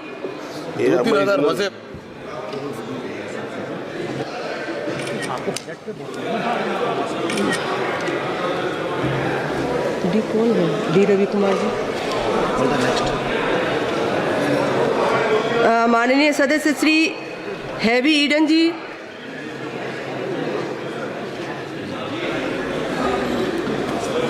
Sir, I would like to draw the attention of the House to a very important matter. But before that, ma'am, with your permission, I would like to say that it was quite an unfortunate incident which happened in the entrance coaching center in Delhi. The boy is from near to my constituency. There has been a strong protest from the part of the students. It was quite an unfortunate incident. The people who are involved in this particular incident, even if it is the NDMC or even if it is the management of the institute who ran this illegal building, they should be prosecuted according to the law of land. Culpable homicides should be charged on this particular issue, and strict action should be taken on this particular incident. No such incident should happen, sir, in the future. Ma'am, I am coming to my matter related to the CROR. It is regarding a very important issue related to the seafood export in this country. Ma'am, according to the Marine Products Export Development Authority, around 60,000 crore is the worth of the seafood which has been exported from India to the United States and to the different parts of the globe. This is one of the major industries which the government is also seriously looking upon. The United States is currently the largest market of the Indian seafood industry, with the shrimp being the most major component, primary export commodity. However, the Indian industry is facing a severe threat due to the restrictions imposed by the United States of America in 2019, citing the need of turtle excluder devices to protect the sea turtles. Furthermore, compliance with the US Marine Mammal Protection Act, MMPA, is also vital for maintaining our seafood exports. The MMPA prohibits the intentional killing of marine mammals in the commercial fisheries, and it is crucial for the India adhere to these regulations to ensure continued access to the US market. Sir, conservation of mammals. तो लोकसभा में राजेंद्र नगर में coaching हादसे का मुद्दा उठा है और उस पर कई लोगों ने सवाल उठाए। कांग्रेस नेता शशि थरूर ने भी उस पर सवाल उठाए, चूंकि उसमें एक केरल के भी एक छात्र की मृत्यु हुई। पप्पू यादव ने मामला उठाया, अखिलेश यादव ने समाजवादी पार्टी के अध्यक्ष उन्होंने उठाया और उन्होंने कहा कि क्यों नहीं उन जगहों पर क्या बुलडोजर चलेगा जो लोग इसके जिम्मेदार हैं, ये बात उन्होंने कही, ये सवाल उठाया। एक बार राज्यसभा का रुख करते हैं जहां इसी मुद्दे पर चर्चा हो रही है। महाराष्ट्र की स्थिति जो है वो बाढ़ है, और सबसे बाढ़ ज़्यादा कहाँ होगा तो पुणे में है। पुणे एक ऐसा शहर है, एजुकेशनल हब है, इंडस्ट्रियल हब है, ऐतिहासिक शहर है, कल्चरल है, लेकिन एक छोटे से बारिश ने पुणे को डुबा दिया है। लोग आप वहाँ नाव में चल रहे हैं। आप देखिए, मैं झूठ नहीं बोल रहा हूँ, नाव चल रही है पुणे में। ये हालत है वो भ्रष्टाचार की वजह से, आपकी सप्लीमेंट्री करप्शन की वजह से, खास करके पुणे म्युनिसिपल कॉर्पोरेशन में जो सत्ता है। संजय जी, खास करके पुणे म्युनिसिपल कॉर्पोरेशन, माननीय मंत्री जी से प्रश्न पूछिए। पुणे म्युनिसिपल कॉर्पोरेशन चला रहे हैं या महाराष्ट्र में सत्ता है, प्रश्न पूछिए। तो नहीं, जो बाढ़ की स्थिति है पुणे में वो भ्रष्टाचार की वजह से है। तो मेरा मंत्री जी से सवाल है, हाँ यस, ये जो बाढ़ का पानी है पुणे में, जैसे आपने मुला मोठा योजना की बात की, कि इतने सालों से मैं सुन रहा हूँ हो रहा है। प्रश्न पूछिए। तो जो पानी है अभी, पानी एक्सेस वाटर है, एक्सेस वाटर है पुणे में। पानी अभी भी नहीं जा रहे, 20 फुट ऊपर पानी गया है, फर्स्ट फ्लोर तक पानी है। लोग नीचे 20 दिन से लोग नीचे उतर नहीं पा रहे हैं। तो ये संसद के भीतर जो कार्रवाई चल रही है, आपने देखा लोकसभा में, राज्यसभा में। संसद के बाहर एक अलग प्रदर्शन चल रहा है, जैसा कि कुछ देर पहले हमने आपको बताया कि मीडिया कर्मियों का वहां पर प्रदर्शन चल रहा है और मीडिया कर्मियों का आरोप है कि उनको संसद के इर्द गिर्द, संसद भवन के इर्द गिर्द भी जाने नहीं दिया जा रहा है, जहां से कि वो सांसदों की बाइट कर सकें, उनसे कुछ सवाल पूछ सकें। सरकार के कुछ मंत्री अगर आ रहे हों तो उससे कुछ पूछ सकें। आपको बता दें कि कोविड रिस्ट्रिक्शंस के बाद बहुत सारे मीडिया कर्मियों को जो संसद की कार्यवाही के लिए उनके पास बनते थे, उस पर बहुत सारी रिस्ट्रिक्शंस लगा दी गई थी। वो रिस्ट्रिक्शंस अभी भी जारी हैं। तो केवल स्थायी पास वालों को वहां पर अनुमति मिल रही है और बड़ी संख्या में जो टेम्परेरी पास जारी किए जाते थे वो बंद हैं कोविड के समय से, और अभी भी कोविड रिस्ट्रिक्शंस का हवाला दिए करके वो भी नहीं बन रहे हैं। तो इस पर अभी जो संसद के बाहर प्रदर्शन कर रहे हैं बहुत सारे मीडिया कर्मी, प्रेस क्लब ऑफ इंडिया ने भी उसको ट्वीट किया है, उस पर क्या अपडेट है? समीर जी, उस पर अपडेट ये है कि वहाँ संसद में एक बाड़ा सा बना दिया गया है, एक केबिन बना दिया गया है, उसमें सारे मीडिया कर्मियों को ठूस दिया गया है और उनकी आवाजाही बंद है। बिहार कांग्रेस ने वो वीडियो जारी करते हुए ट्वीट किया है कि हाँ, तो सरकार के गोदी में बैठे तोतों कैसा लगा पिंजरा, और अनडिक्लेयर्ड इमरजेंसी ऊपर कैप्शन दिया उस वीडियो के ऊपर, और नीचे टिकर दिया उन्होंने कि मीडिया कर्मियों को संसद के एक कंटेनर में रखा गया, मोदी सरकार में सवाल पूछना मना है जी। ये बिहार कांग्रेस की तरफ से ट्वीट आया है समीर जी, और वो वीडियो जारी किया कि किस तरीके से एक छोटे से कंटेनर में सारे पत्रकार जो हैं वो बंद हैं और वहीं बैठ करके अपनी वो रिपोर्ट, यानी कंटेनर में बैठ के आप किस तरीके से राज्यसभा की या लोकसभा की रिपोर्टिंग कर पाएंगे, पता ही नहीं चलेगा किसी से आप कुछ पूछिए। और सारी तैयारी समीर जी यही है कि किसी भी तरीके से ये देख रहा है, स्क्रीन पर ही आप देख सकते हैं, इस तरह से लोगों को, पत्रकारों को एक जगह पर बंद कर दिया गया है और अब ये कहा जा रहा है कि यहीं से पिंजड़े के भीतर बंद होकर के रिपोर्टिंग करिए। तो ये पिंजड़ा रिपोर्टिंग, ये बड़ी दिलचस्प तस्वीर हम लोग देख रहे हैं। ये विकसित भारत, जब 2047 में अब हम तैयारी कर रहे हैं कि विकसित भारत की स्थिति में पहुंचेंगे, तब की ये तस्वीर जो उसका एक नमूना दिखाई पड़ रहा है। हाँ, और लेकिन ये इमरजेंसी नहीं है, ये इमरजेंसी नहीं है, ये इमरजेंसी तो इन्हीं परिस्थितियों में हम लोग 25 जून को मनाएंगे संविधान हत्या दिवस। हाँ, और तब भी ऐसी पिंजरों में बंद होंगे। दूर से ही हम देखेंगे संविधान हत्या दिवस बीजेपी को मनाते हुए, और इसी तरह पिंजरे में बंद होकर के देखेंगे। ये देखिए किस तरह से वहां पर जो वो लाइव रिपोर्टिंग, अलग अलग चैनल्स के रिपोर्टर्स बैठे हुए हैं, उनके यहाँ हो रही होगी, लेकिन सभी को एक जगह ये बैठा दिया गया है। अब यहाँ से लाइव रिपोर्टिंग कैसे होगी समीर जी? यहाँ से लाइव रिपोर्टिंग कैसे होगी? केवल अपनी बात कह सकते हैं, बात कह सकते हैं, और कैमरा सेट कैसे होगा? कैमरा रखने की जगह नहीं दिख रही आपको कहीं। तो छोटे से केबिन में लगभग 70-75 जो हैं पत्रकार जो हैं, और आप देखिए कैमरा, लोगों के खड़े होने की जगह नहीं है, मूवमेंट नहीं कर सकते वहाँ। रिपोर्टिंग क्या? हाँ, रिपोर्टिंग क्या कर रहा है? देखिए वो निकल के जा रहे हैं एक पत्रकार, तो उनको जो है वो टेढ़े होकर के निकलना पड़ रहा है, तो कैमरा कहाँ लगेगा? रिपोर्टिंग कैसे होगी? मतलब आप जो वहाँ देख रहे हैं, लोगों की गाड़ियाँ जाती है, उस गाड़ियों के नंबर नोट कर लीजिए और गाड़ियों के नंबरों को जो है आप जाकर के बता दीजिए कि ये नंबर है।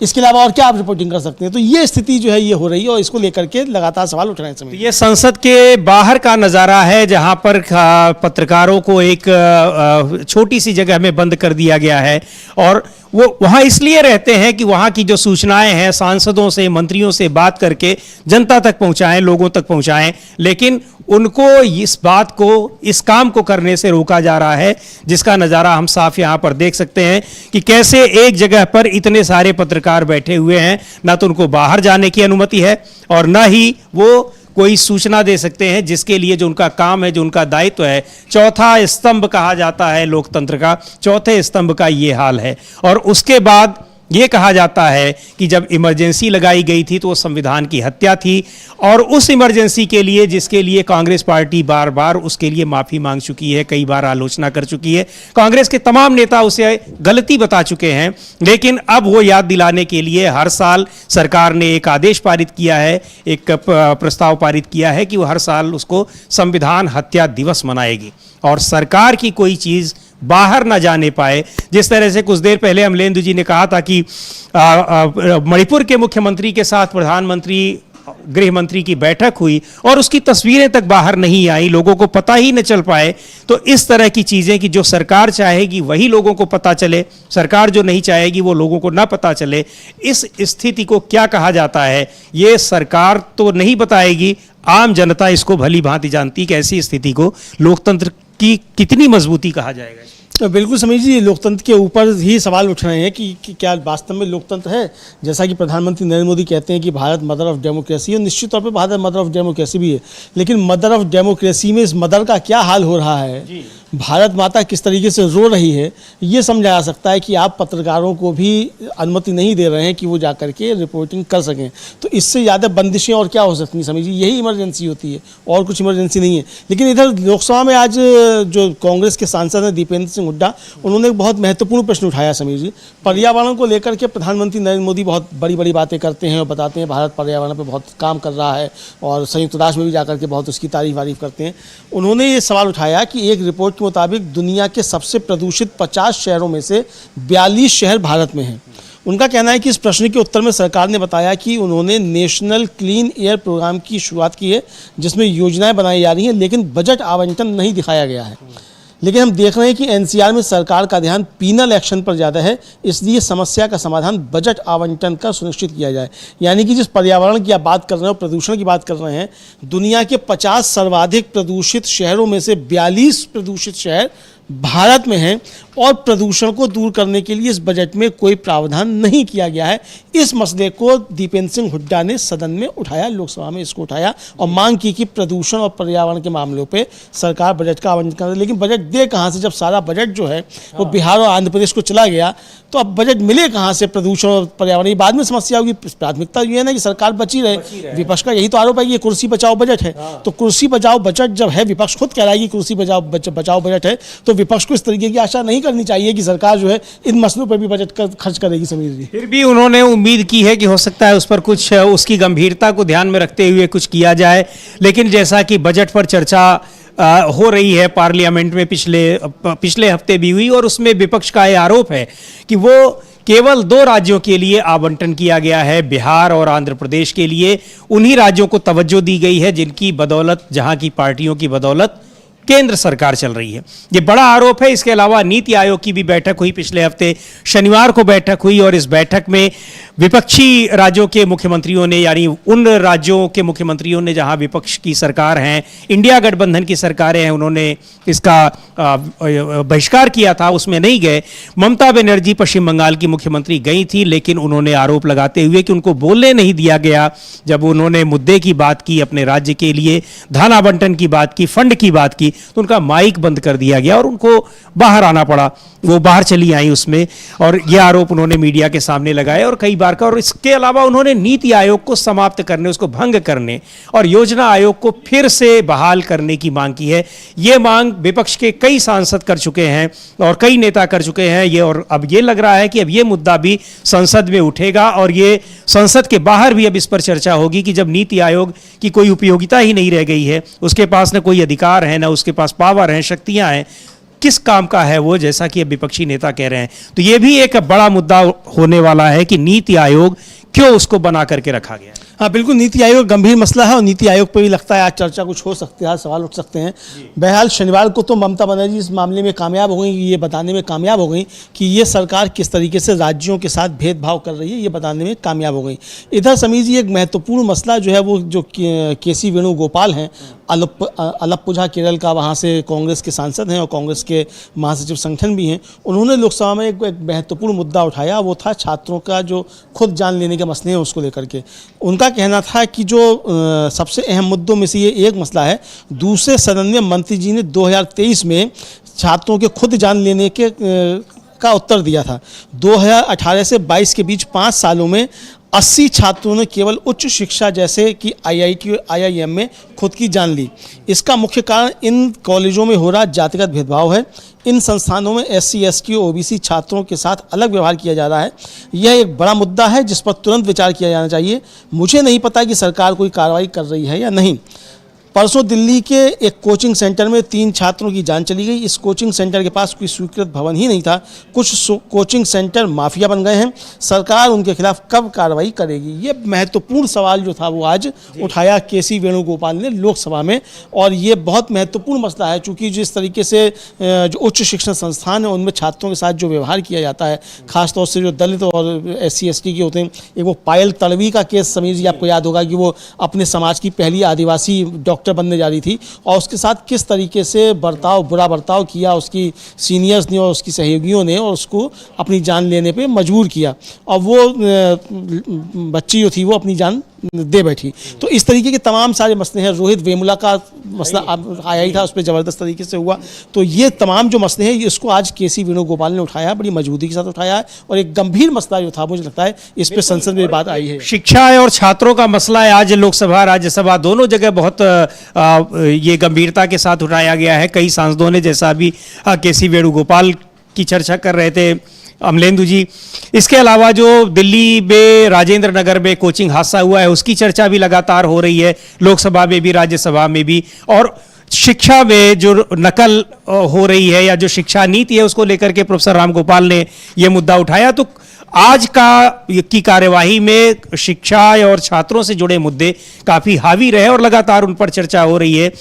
तो लेकिन सबसे बड़ा सवाल यह है कि ये सरकार को जिस तरह से इन तमाम मुद्दों पर विपक्ष घेर रहा है उससे सरकार पर क्या असर पड़ रहा है, क्योंकि सरकार का आरोप है कि वो इन सारे मुद्दों पर जो बहुत ज़रूरी मुद्दे हैं और नीतिगत मुद्दे हैं, जो शिक्षा है और स्वास्थ्य जैसे मुद्दे हैं, इन पर सरकार ने ना तो बजट में बहुत ध्यान दिया है और ना ही उसकी नीतियों में या उसकी कह लीजिए कि उस जो प्लानिंग है उसमें शामिल हैं। इस चीज़ को लेकर के विपक्ष जो सरकार पर हमलावर है और आरोप लगा रहा है कि उसकी कोशिश ये है कि कैसे उसकी सरकार बची रहती है, किस तरह से वो उन राजनीतिक दलों को तुष्ट करने की कोशिश कर रही है जिनकी बदौलत, जिनकी बैसाखियों पर केंद्र सरकार टिकी हुई है।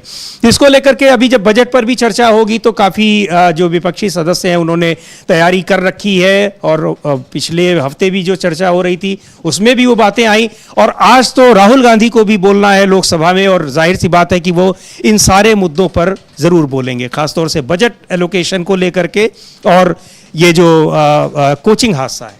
बिल्कुल समीर जी, ये कोचिंग हादसा भी गंभीर मसला है। राहुल गांधी इसको भी मसले को उठा सकते हैं। कल राहुल गांधी ने इसको लेकर के ट्वीट भी किया था कि किस तरीके से छात्रों के साथ अन्याय हो रहा है, सरकार किस तरीके से फेल है, इसको लिया था। और अच्छा, एक बड़ी खबर ये आ रही है समीर जी कि जो ED की याचिका थी हेमंत सोरेन को मामले को लेकर के, उसमें सुप्रीम कोर्ट ने ED की याचिका को खारिज कर दिया है। Supreme court dismisses ED's challenge to high court order, मतलब हाई कोर्ट का जो ऑर्डर था, जमानत जो दी थी हाई कोर्ट ने हाँ, उसको जो रद्द करने के लिए ED पहुंची थी, ED की याचिका को सुप्रीम कोर्ट ने खारिज कर दिया है। सुप्रीम कोर्ट ने कहा है कि हाई कोर्ट का जजमेंट बहुत वेरी वेल रीजन, यानी बहुत ज़्यादा तर्क संगत है। ये एक बड़ी खबर समीर जी इस समय की आ रही है, और ये ED को और इस मोदी सरकार को एक ज़बरदस्त झटका समझा जा सकता है। इस समय की बड़ी खबर यह है समीर जी, अभी बहुत ही बड़ी खबर और बहुत महत्वपूर्ण खबर है कि जो ED ने हाई कोर्ट के जो जमानत दी थी हेमंत सोरेन को, उसको चैलेंज किया था सुप्रीम कोर्ट ने, और सुप्रीम कोर्ट का यह कहना है कि अदालत का, हाई कोर्ट का फैसला बहुत ही तर्कसंगत था, सही था, और उसने उसकी याचिका को, ED की याचिका को खारिज कर दिया है। ED ने गिरफ्तार किया था हेमंत सोरेन को और तमाम जमीन को लेकर के उसमें अनियमितताओं के मामलों में, लेकिन उसकी वजह से हेमंत सोरेन को मुख्यमंत्री पद से इस्तीफा देना पड़ा था, लेकिन हाईकोर्ट से जमानत मिलने के बाद वो दोबारा उन्होंने मुख्यमंत्री पद की शपथ ली। ईडी ने उस मामले को, उस आदेश को चैलेंज किया सुप्रीम कोर्ट में, लेकिन अब सुप्रीम कोर्ट ने ईडी को कहा कि वो बिल्कुल जो हाईकोर्ट का फैसला था बिल्कुल सही था, तर्कसंगत था और वो एक सही फैसला था।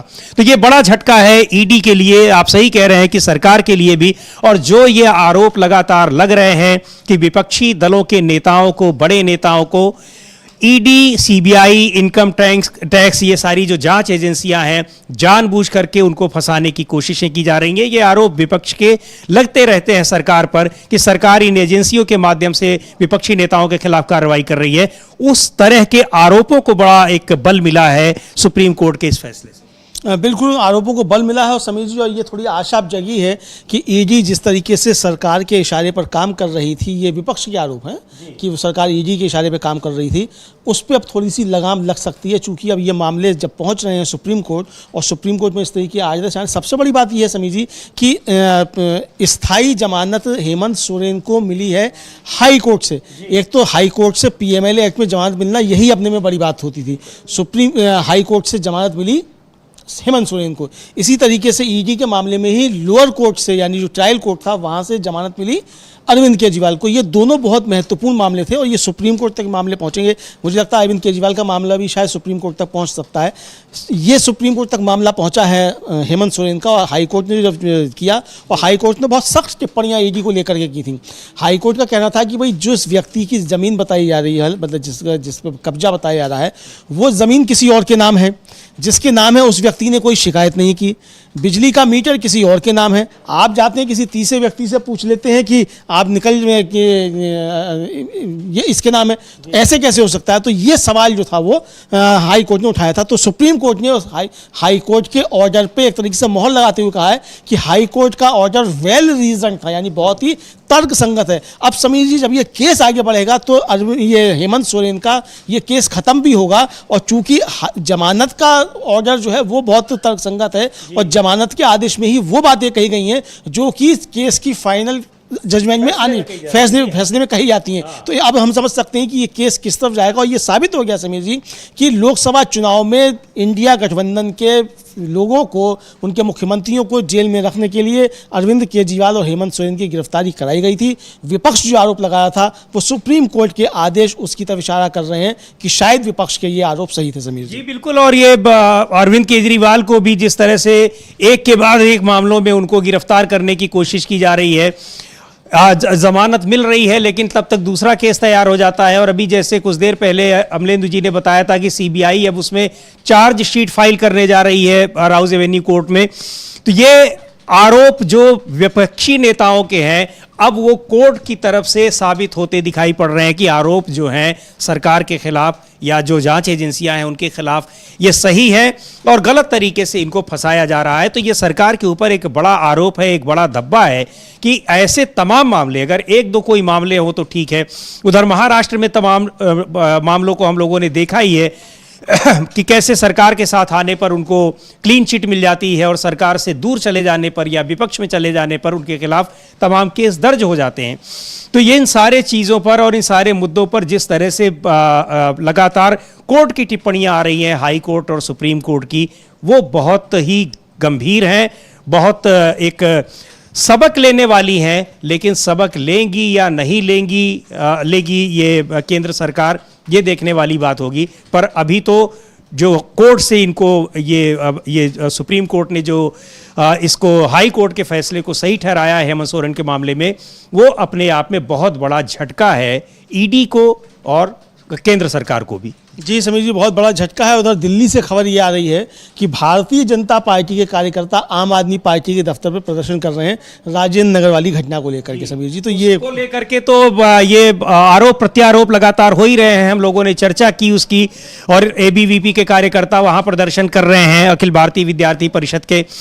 तो लेकिन सबसे बड़ा सवाल है वहाँ के जो छात्र हैं उनका ये कहना है कि इसमें कोई सरकार, सभी सरकारें वैसी हैं, चाहे वो एमसीडी में भाजपा की सरकार रही हो, चाहे वो आम आदमी की पार्टी की सरकार हो, चाहे राज्य में आम आदमी की पार्टी की सरकार हो और शासन चला रहे हो लेफ्टिनेंट गवर्नर, उपराज्यपाल। तो ये उनके बीच की अपनी राजनीतिक आरोप प्रत्यारोप हैं। लेकिन सबसे बड़ा जो नुकसान लगातार जो एक तरह से शोषण हो रहा है छात्रों का, अब इतनी बड़ी अपने घर से दूर, परिवारों से दूर रहते हैं, लाखों रुपए यहाँ पर खर्च करते हैं वो रहने के दौरान, उन इलाकों की एक तरह से कहिए कि अर्थव्यवस्था इन्हीं छात्रों की बदौलत चल रही है। लेकिन हर स्तर पर छात्रों का शोषण हो रहा है और ये शोषण अब जानलेवा बनता जा रहा है। तो ये बहुत ही हैरानी की बात है, बहुत खतरनाक और बहुत गंभीर बात है जिसको लेकर के छात्र आंदोलित हैं। लोकसभा और राज्यसभा में भी ये मुद्दा उठा है और उस पर चर्चा हो रही है। कई सदस्यों ने उसको लेकर के अपनी आवाज़ बुलंद की है। पप्पू यादव ने उस पर बोला है, शशि थरूर ने बात की है और अखिलेश यादव ने इस पर बहुत चिंता जताई है। तो बहुत सारे सदस्यों ने, राहुल गांधी को भी आज लोकसभा में बोलना है, बजट के भाषण पर वो अपनी बात रखेंगे। इसके अलावा जी, दिल्ली पुलिस ने जो है वो बीजेपी के कार्यकर्ताओं के ऊपर वाटर कैनन से पानी छोड़ा है। अच्छा। प्रदर्शनकारियों पे। तो ये बड़ी सुहानी तस्वीर आप देख सकते हैं समीर जी कि जो आम आदमी पार्टी के कार्यालय पर प्रदर्शन कर रहे हैं एबीवीपी के कार्यकर्ता, उनके ऊपर पानी की बौछारें की है दिल्ली पुलिस ने और उनको वहां से हटाने की कोशिश की है। तो बड़ी खबर यह है कि संसद में बजट सत्र पर चर्चा के दौरान और भी कई मुद्दे ऐसे हैं जिन पर सरकार को घेरने की विपक्ष रणनीति बना चुका है और उसी रणनीति के मुताबिक काम हो रहा है, चर्चा हो रही है, सवाल पूछे जा रहे हैं। शिक्षा और रोजगार को लेकर, शिक्षा, स्वास्थ्य और रोजगार को लेकर के तमाम सदस्यों ने सवाल पूछे हैं जिस पर सरकार को जवाब देना मुश्किल हो रहा है। जी, सरकार को जवाब देना मुश्किल हो रहा है। जो भी सवाल पूछे गए हैं समीर जी, वो सारे सवाल सरकार की नीतियों को लेकर के हैं जिस पे सरकार गिरती हुई नजर आ रही है। चाहे वो बजट से संबंधित प्रश्न हो, चाहे वो रोजगार से संबंधित प्रश्न हो, चाहे वो स्वास्थ्य और पर्यावरण से संबंधित प्रश्न हो, सारे प्रश्न जो हैं वो सरकार की नीतियों को लेकर के पूछे गए। चाहे उधर शिक्षा से संबंधित हो, चाहे वो राजेंद्र नगर का मामला है, ये भी इंफ्रास्ट्रक्चर से जुड़ा हुआ मामला है, ये सारे सवाल पूछे गए। इधर एक खबर समीर जी ये आ रही है कि ये जो राजेंद्र नगर का मामला है, इसमें डॉक्टर राम मनोहर लोहिया अस्पताल जो है दिल्ली का, उसके सीएमओ हैं डॉक्टर अजय शुक्ला, उनका बयान है कि कुल जो थे वो 17 छात्र जो थे वो अस्पताल लाए गए थे, जिनमें से 3 छात्रों की मृत्यु हो गई, 14 छात्र जो थे उनको उपचार के बाद कल डिस्चार्ज कर दिया गया। यानी कि 17 छात्र जो थे उसमें बेसमेंट में फंसे हुए थे, उनमें से 3 की मृत्यु हुई। तो ये बड़ी खबर अभी आई। 17 तो घायल हुए थे जिसमें से 3 की मृत्यु हुई थी। फंसे तो उसमें बहुत सारे थे, कुछ शायद अपने निकाल लिए गए। एनडीआरएफ ने रात भर रेस्क्यू ऑपरेशन चलाया था, उन्होंने निकाला है और बहुत सारे छात्रों ने बाहर आकर के बात भी की है, उस हादसे के बारे में बात की है। हालांकि कई छात्रों का जो प्रत्यक्षदर्शी थे वहां थे भी, उनका कहना था कि मरने वाले छात्रों की संख्या उससे कहीं ज्यादा है और आरोप लगा रहे थे कि उसको छिपाया जा रहा है। तो खैर, अब ये इन सारे मुद्दों पर जब राज्यसभा में चर्चा की अनुमति दे दी गई है, बात होगी तो वो बहुत सारे तथ्य और भी आएंगे, क्योंकि एमपीज के पास बहुत सारी जानकारी होगी, वो लेकर के आएंगे, इस पर चर्चा होगी। और इसके अलावा जो तमाम दूसरे मुद्दे हैं उन पर भी चर्चा होगी, बजट को लेकर के चर्चा होगी। बजट पर जो विपक्ष का बड़ा आरोप है कि सिर्फ 2 राज्यों को तवज्जो दी गई है, उस पर जरूर सरकार घेरेगी, घिरी हुई है। और एक जो बड़ा मसला ये भी आया हुआ है कि मणिपुर के मुख्यमंत्री ने दिल्ली में मुलाकात की प्रधानमंत्री से, गृह मंत्री से, और उस बैठक में रक्षा मंत्री राजनाथ सिंह भी शामिल थे, लेकिन वो खबरें चर्चा में नहीं आई। उसका उन तस्वीरों को भी ट्वीट नहीं किया, ना तो प्रधानमंत्री ने और ना ही पीएमओ ऑफिस की ओर से कोई उस पर ट्वीट आया है। इसको लेकर के कांग्रेस पार्टी ने तंज भी कसा है और ये कहा है कि आखिर चर्चा किस बात पर हुई है, क्या मणिपुर में जो हिंसा हो रही है उस पर चर्चा हुई है या किसी और मुद्दे पर। इस मामले में नियम 267 के तहत राज्यसभा में मल्लिकार्जुन खड़गे ने चर्चा कराने की मांग भी की, लेकिन उसको सभापति ने खारिज कर दिया। जी बिल्कुल, और सभापति ने उसको खारिज कर दिया। मणिपुर पे चर्चा नहीं होने पाई और बहुत लंबे तर्क जो थे वो देने पड़े जगदीप धनखड़ साहब को, और बहुत लंबा चौड़ा भाषण उन्हें 167 इसके राजेंद्र नगर वाले मसले पे दिया। और एक तरीके से कहा जाए कि हम लोगों ने देखा समीर जी, अब ये जब आएगी क्लिपिंग तब देखेंगे कि मल्लिकार्जुन खड़गे जिस समय बात रखे थे शायद उनका माइक भी बंद हुआ 1 मिनट के लिए, ऐसा लगा। अब वो अभी हम गारंटी से नहीं कह सकते, वो क्लिपिंग जब पूरी आएगी तब देखेंगे कि क्या वास्तव में उनका माइक जो था वो बंद हुआ था कि नहीं हुआ था, लेकिन मणिपुर पे जो था वो चर्चा नहीं होने दी गई, ये समझ में आया। और मणिपुर को लेकर के सरकार की कमजोरियां जो समझी जा सकती हैं, प्रधानमंत्री मणिपुर नहीं गए, पूरे चुनाव के दौरान भी ये मसला उठता रहा, लोकसभा में भी ये मसला उठा कि प्रधानमंत्री क्यों नहीं गए, उनके पास मणिपुर जाने के लिए समय क्यों नहीं है, ये सवाल उठे। मणिपुर में आप क्या कर रहे हैं, सरकार क्या कर रही है, इसको लेकर ये सवाल उठे, तो ये जवाब नहीं मिले। इसको लेकर चिंताएं निश्चित तौर पर बढ़ी हैं समीर जी, और राज्यसभा में जिस तरीके से हुआ इस मसले पर नहीं मिली चर्चा की अनुमति, तो ये भी एक सीरियस कंसर्न है जी। और एक चीज और आपको बताएं कि ये जो लगातार ये बातें हो रही हैं, विपक्ष का आरोप है कि केवल 2 राज्यों के लिए खास तौर पर बजट में आवंटन किया गया है, महत्व दिया गया है, तवज्जो दी गई है, बाकी और राज्यों को इग्नोर किया गया है, खासतौर से जो गैर एनडीए शासित राज्य हैं। तो उनमें 2 राज्यों को, यानी बिहार की जेडीयू और आंध्र प्रदेश की तेलुगु देशम पार्टी को खुश करने के आरोप लगाए जा रहे हैं। लेकिन खबर बहुत ये भी चल रही है कि जो आंध्र प्रदेश को जो कुछ बजट में आवंटन किया गया है, उसको लेकर के तेलुगु देशम पार्टी के भीतर भी हलचल बची हुई है। वो नाखुश हैं और उसको नाकाफी बता रहे हैं कि जो उनकी मांग थी उसके अनुरूप वो नहीं मिला है, उनको मात्र 15,000 करोड़ रुपए दिए गए हैं। तो इसको लेकर के चंद्रबाबू नायडू खासे नाराज बताए जा रहे हैं केंद्र सरकार से, और बड़ी मुश्किल है कि अगर चंद्रबाबू नायडू नाराज हो जाते हैं तो ये सरकार के लिए एक विकट स्थिति हो जाएगी, सरकार के अस्तित्व पर फिर संकट आ जाएगा। बिल्कुल सरकार के अस्तित्व पर संकट आ जाएगा समीर जी, और एक नए समीकरण भी बन सकते हैं। हालांकि नए समीकरण बन रहे हैं अब जिस तरीके से जगनमोहन रेड्डी की मुलाकात अखिलेश यादव और संजय राउत से होती है, और हम लोगों ने चर्चा की थी, शनिवार को बताया था कि वो जो उड़ीसा के मुख्यमंत्री हैं, पूर्व मुख्यमंत्री नवीन पटनायक, वो ममता बनर्जी को चिट्ठी लिखते हैं कि हमारे राज्य में आलू की कीमतें महंगी हो गई हैं, तो आलू की सप्लाई ठीक करा दीजिए। यानी केंद्र सरकार से नहीं कहा जा रहा, नेफेड से नहीं कहा जा रहा है, बंगाल की मुख्यमंत्री से उड़ीसा का पूर्व मुख्यमंत्री चिट्ठी लिख के कह रहा है कि हमारे राज्य में आलू की कीमतें बढ़ गई हैं, तो यहाँ की कीमतें ठीक करा दीजिए, आलू की सप्लाई थोड़ा बढ़वा दीजिए। यानी केंद्र सरकार बिल्कुल नाकारा है, उसके हाथ में कुछ नहीं है, महंगाई रोकना उसके बस की नहीं है।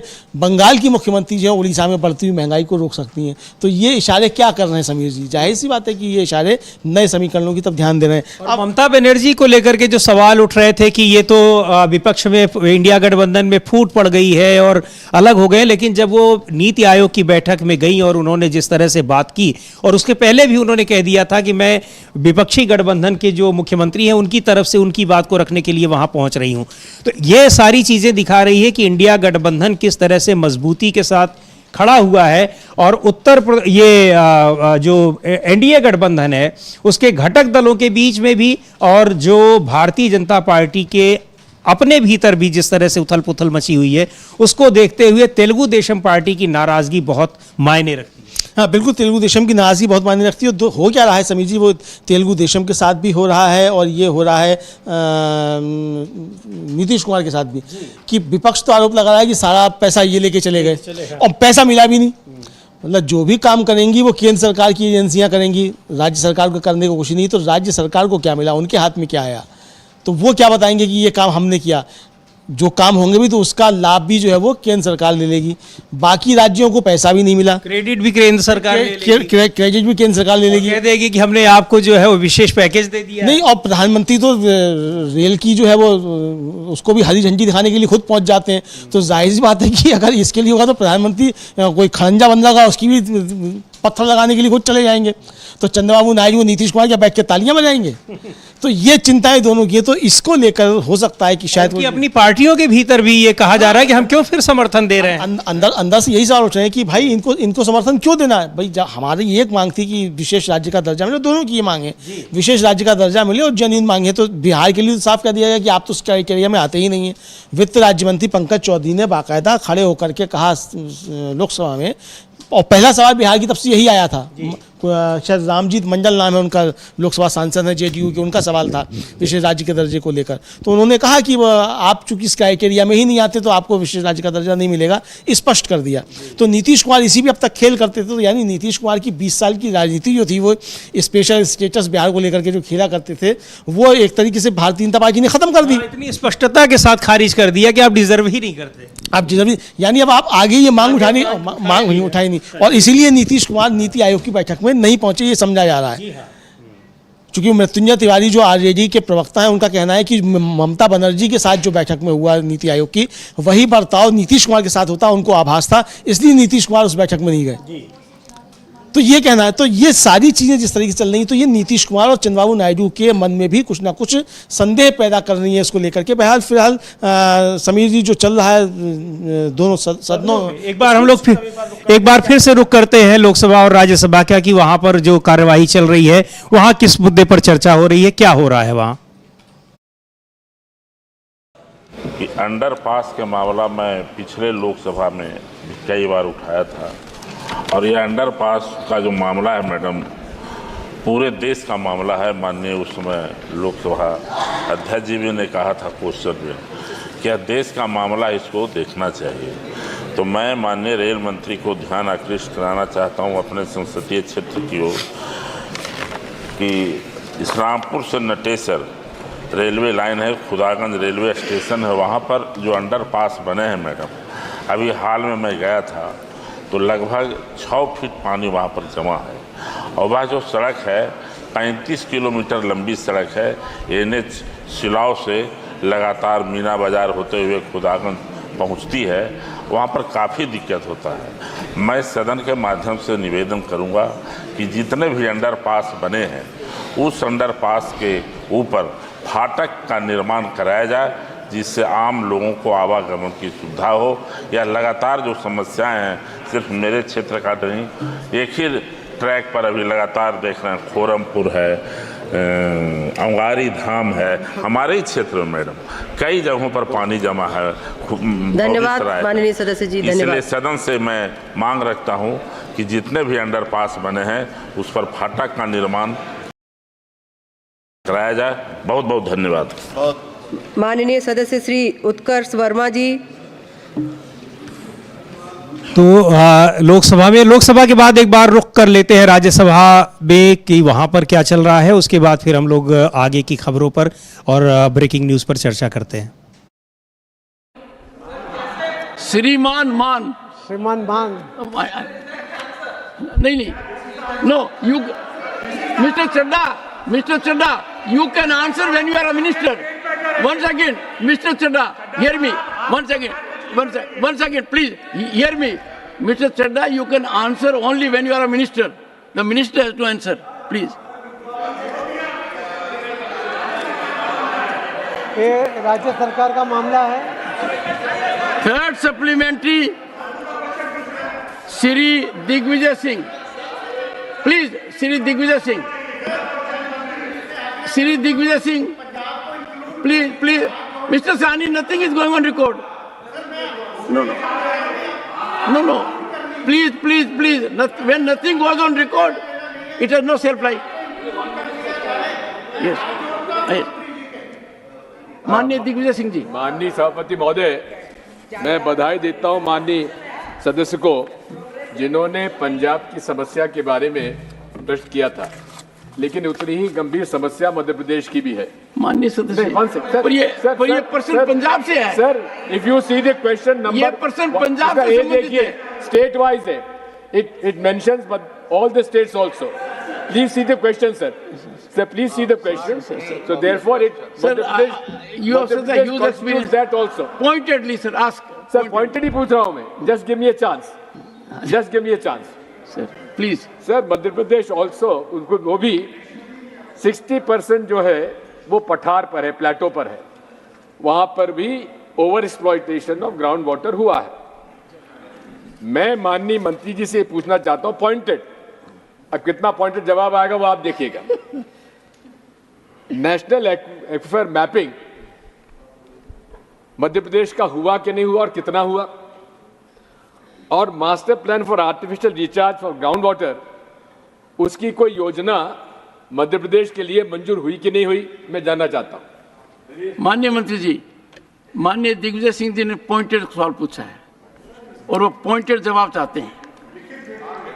माननीय महोदय, माननीय सदस्य ने जो प्रश्न पूछा है वो प्रश्न उनका मध्य प्रदेश के बारे में है, और ये पंजाब की बात चल रही थी। फिर भी मैं उनको इतना बताना चाहूँगा कि पंजाब सहित मध्य प्रदेश सहित सभी देश के कुछ स्थानों पर जो पानी के अंदर नाइट्रेट, आयरन, आर्सेनिक, फ्लोराइड के भारी धातु जो मिल रही है, उसके बारे में भी उपचार मंत्रालय द्वारा हो रहे हैं और उसके अंतर्गत मिशन के अंतर्गत गुणवत्ता प्रभावित गांवों के लिए भी अतिरिक्त निधि का भी प्रावधान टेक्निक और वित्त दोनों की सहायता मंत्रालय द्वारा हो रही है।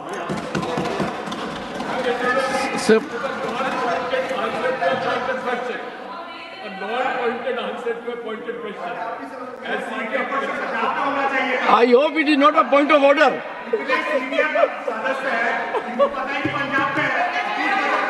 Dr. Sasmit Patra, supplementary number 4. Thank you. Supplementary number 4, Dr. Sasmit Patra. Thank you, Honorable Chairman, sir. Dr. Thank you, Honorable. Sasmit Patra. Thank you, Honorable Chairman, sir. My question pertains to Annexure 1. Honorable Minister, in his reply of Annexure 1, has referred to monitoring water wells, which are provided in Annexure 1 across various states. I'm making a generic question. I'm not making it a state-specific. Annexure 1 clearly suggests, Honorable Chairman, sir, that the water levels below the range of 10 MBGL, which is meters below ground level, shows and indicates difficulty in access of groundwater. तो संसद के दोनों सदनों की कार्यवाही जारी है और इस समय दोनों सदनों में तमाम मुद्दों पर चर्चा हो रही है। दिल्ली के राजेंद्र नगर इलाके में जो कोचिंग हादसा हुआ है उसकी भी चर्चा दोनों सदनों में हुई है और उसके बाद जब बजट पर चर्चा होगी, इसके अलावा राज्यसभा में 2.5 घंटे की चर्चा नियम 267 के तहत कराने की मंजूरी दे दी है इस मुद्दे पर सभापति ने। संसद के दोनों सदनों में बजट को लेकर के भी कई चर्चाएं हो रही हैं, अभी जारी है। कल वित्त मंत्री उस पर अपना जवाब देंगी, जो बहुत सारे सवाल उठाए गए हैं और शायद कल उस पर वोटिंग का भी प्रस्ताव वो दें उस पर वोटिंग कराने के लिए। लेकिन इस मुद्दे पर लगातार विपक्ष हमलावर है कि केवल 2 राज्यों को, बिहार और तेलुगु देशम पार्टी को तवज्जो, बिहार और आंध्र प्रदेश को तवज्जो दी गई है, जहां की पार्टियों की बदौलत, जहां सत्तारूढ़ पार्टियों की बदौलत केंद्र सरकार चल रही है। और इस सवाल के जवाब में बार बार विपक्ष जो है वो सरकार को घेरने की कोशिश कर रहा है। सरकार की तरफ से जवाब आ रहे हैं, लेकिन वो ये लग रहा है कि सरकार के पास उसका जवाब शायद है नहीं। हाँ बिल्कुल। और अखिलेश यादव ने सवाल उठाया है, उन्होंने पूछा है कि क्या राजेंद्र नगर के उस कोचिंग सेंटर में भी बुलडोजर चलेगा। ये पूछा, हालांकि बुलडोजर वहाँ पहुँचा हुआ है, लेकिन वो उस पर चल रहा है कि नहीं चल रहा है ये अलग मसला है। ये सवाल अखिलेश यादव का था, लेकिन वो ठीक है आएगा।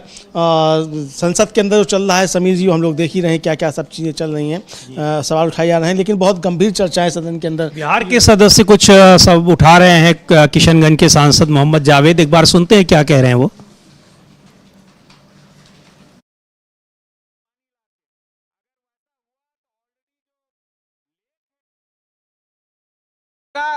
मेरी गुजारिश है कि अगर इंटरलिंकिंग करनी है तो नॉर्थ बिहार का पानी को साउथ बिहार दिया जाए और इस प्रोजेक्ट को इमीडिएटली रद्द किया जाए। बहुत बहुत शुक्रिया मैम। माननीय सदस्य श्री कीर्ति आजाद जी। धन्यवाद सभापति महोदया। यह एक ऐसा विषय उठा रहा हूं जिसमें सत्ता और विपक्ष दोनों मेरे साथ सहमत होंगे। यह हमारे किसानों को लेकर है, उनके लिए खाद को लेकर है जिससे मूल्य सस्ता होगा, रोजगार का सृजन होगा, हम आत्मनिर्भर बनेंगे और विदेशी मुद्रा भी इसमें कमा सकते हैं। मेरा प्रश्न शुरू होता है मनसुख मंडाविया जी, जो पहले minister of fertiliser and chemicals थे। उन्होंने 2024 में कहा था कि हमारे यहाँ उर्वरक की उत्पादन 80% है और 2025 में हम उसे 100% से ज़्यादा करना चाहते हैं। मैं आपके माध्यम से ध्यान में लाना चाहता हूं कि पहले हमारा फर्टिलाइज़र कॉरपोरेशन लिमिटेड था, जिसका नाम बदलकर Hindustan fertiliser corporation limited of India किया गया। उसमें बरौनी, दुर्गापुर और हल्दिया जैसे 3 जगह थे। उसी में प्रयास किया सरकार ने और बरौनी में फर्टिलाइज़र प्लांट को शुरू किया गया। उसका बहुत फ़ायदा हुआ और उस फायदे को देखते हुए जो माननीय मंत्री जी ने पिछली बार कहा था, मेरी मांग ये रहेगी कि यदि दुर्गापुर में fertiliser corporation of India, Hindustan fertiliser corporation of India और हमारे हल्दिया में शुरू किया जाए, तो न केवल हम अपने किसानों को जो पूरब में केवल 5% फर्टिलाइज़र होता है, खाद होते हैं, वहाँ पर उनको मिल पाएगा, सस्ते दाम पर मिलेगा, और जो हम बाहर से इंपोर्ट कर रहे हैं जिस पर हमको अधिक दाम देना पड़ रहा है, हम एक्सपोर्ट कर पाएंगे और हमें विदेशी मुद्रा भी मिलेगी। तो मेरा ये मांग रहेगा और मुझे संभवतः पूरा भरोसा है कि यह सदन का मुझे समर्थन और साथ में मिलेगा। माननीय सदस्य श्रीमती रुचि वीरा जी।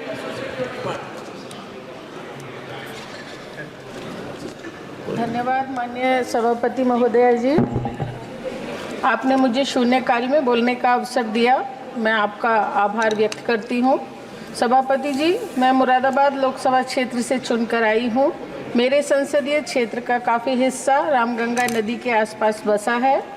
कई कॉलोनी जैसे कि चक्कर की मिलक, बंगला गांव, नवाबपुरा, लालबाग, बरवलान, वारसी नगर, परंपरा आदि कई लाख की आबादी निवास करती है। ज़मीनें बेनामाशुदा हैं, नगर निगम के अंतर्गत आती हैं।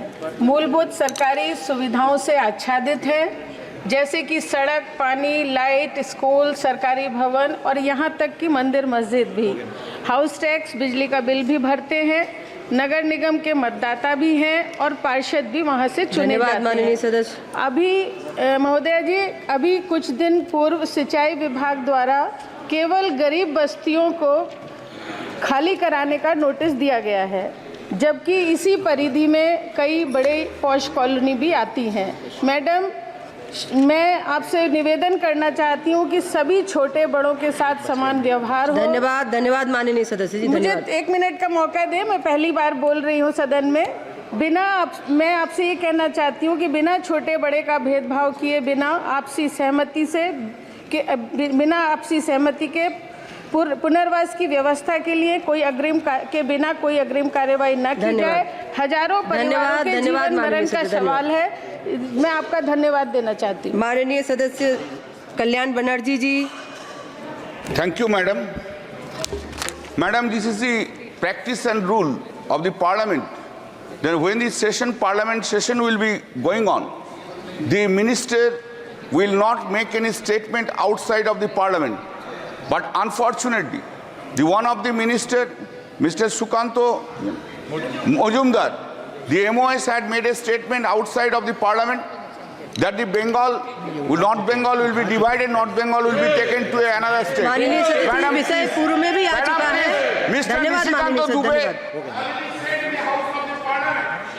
धन्यवाद माननीय सदस्य, पूर्व में भी ये विषय आ चुका है, आपके माध्यम से आ चुका है। हो चुका है मैडम, पढ़िए मैडम, पढ़िए। माननीय सदस्यों से मैं आग्रह कर रही हूं कि जिन सदस्यों का लिस्ट में नाम था लेकिन समय की कमी के रहते नहीं लिया गया, उनको इस हफ्ते मौका देने की कोशिश की जाएगी। बजट पर सामान्य चर्चा, श्रीमती डिम्पल यादव जी। माननीय सदस्य श्रीमती डिम्पल यादव जी। माननीय सदस्य प्लीज, हमारी सम्मानित माननीय सदस्य बोल रही हैं। माननीय सदस्य डिम्पल यादव जी।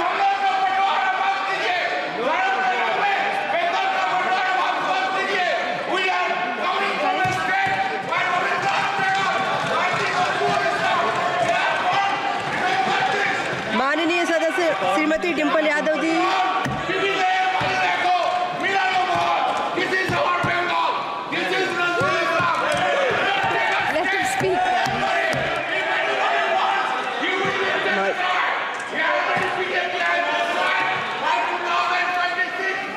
माननीय सदस्य डिम्पल यादव जी। माननीय सदस्य एक मिनट माननीय सदस्य।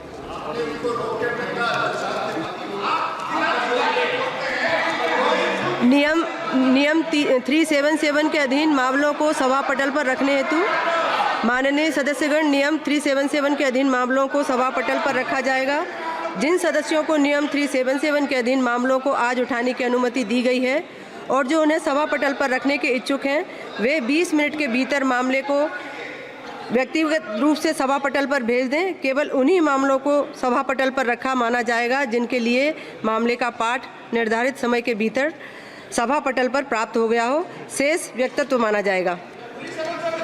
माननीय डिम्पल यादव जी। सभापति महोदय, आपने मुझे बजट में बोलने का मौका दिया, मैं आपको धन्यवाद देना चाहती हूँ। हमारा देश किसान प्रधान और कृषि प्रधान देश है। अगर हमारे किसान और युवाओं का भविष्य सुनिश्चित नहीं कर पा रहे हैं हम, तो मैं समझती हूँ कहीं ना कहीं हम सब अपने फ़र्ज से डगमगा रहे हैं। जहाँ वित्त मंत्री ने 9 प्राथमिकताओं की बात करी और कृषि को जहाँ पहला स्थान दिया गया, वही मैं वित्त मंत्री से पूछना चाहती हूँ कि कृषि ग्रामीण अर्थव्यवस्था की वृद्धि दर क्या है। जहां यह कहा गया था कि 2024 तक आप किसान की आय दुगनी कर देंगे, 22 तक किसान की आय दुगनी कर देंगे, और जहां एमएसपी का वादा किया गया था, तो मैं पूछना चाहूँगी कृषि मंत्री से कि आज एग्रीकल्चरल इंफ्रास्ट्रक्चर में कितना बजट या सरकार द्वारा दिया जा रहा है। यूपी को इस बजट के तहत क्या मिला है? क्या एक भी मंडी पिछले 10 सालों में उत्तर प्रदेश में बनी है?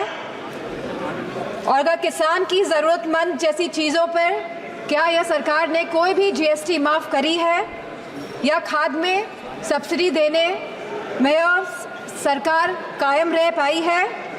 और जहां खुद प्रधानमंत्री आए थे उत्तर प्रदेश में विधानसभा चुनाव में और उन्होंने वादा किया था उत्तर प्रदेश की जनता को, उत्तर प्रदेश के लोगों को, कि वो आवारा मवेशियों की समस्या से किसानों को हल दिलाएंगे, निजात दिलाएंगे, तो क्या इस आवारा पशुओं की जो समस्या है जिसकी वजह से आज हमारा देश चौकीदार बन गया है, रात भर सो नहीं पा रहा है, तो क्या कोई प्रावधान बजट में रखा गया है इस समस्या को लेके? इसी के साथ जहाँ किसान आंदोलन में लगभग 700 किसानों ने अपनी जान गंवाई, जहाँ उत्तर प्रदेश में भी लखीमपुर खीरी में जहाँ किसानों को रौंदा गया मंत्री जी के बेटों द्वारा, हम पूछना चाहते हैं इस सरकार से कि जहाँ जो 2014 से 22 तक लगभग 1 लाख किसानों ने आत्महत्या की है, तो हम वित्त मंत्री से पूछना चाहते हैं कि प्रधानमंत्री फसल बीमा योजना के तहत कुल किसान लाभ कितना मिला है और कहीं इसमें गिरावट आई है तो कितनी गिरावट आई है। यह सरकार लगातार 1 दशक से किसानों की अवहेलना कर रही है। गांव की अर्थव्यवस्था पूरी तरह चरमरा गई है और इसकी एक बड़ी वजह महंगाई है। और जहां मनरेगा में इस सरकार ने 89,000 करोड़ का बजट दिया है, तो हमारी मांग है कि कम से कम 100 दिन की वेजेस मनरेगा के तहत लोगों को सुनिश्चित करी जाए और लगभग 20% मनरेगा का बजट बढ़ाया जाए। इसी के साथ शिक्षा बजट में भी लगातार हमारा घट रहा है, जहां यह केवल आज 2.5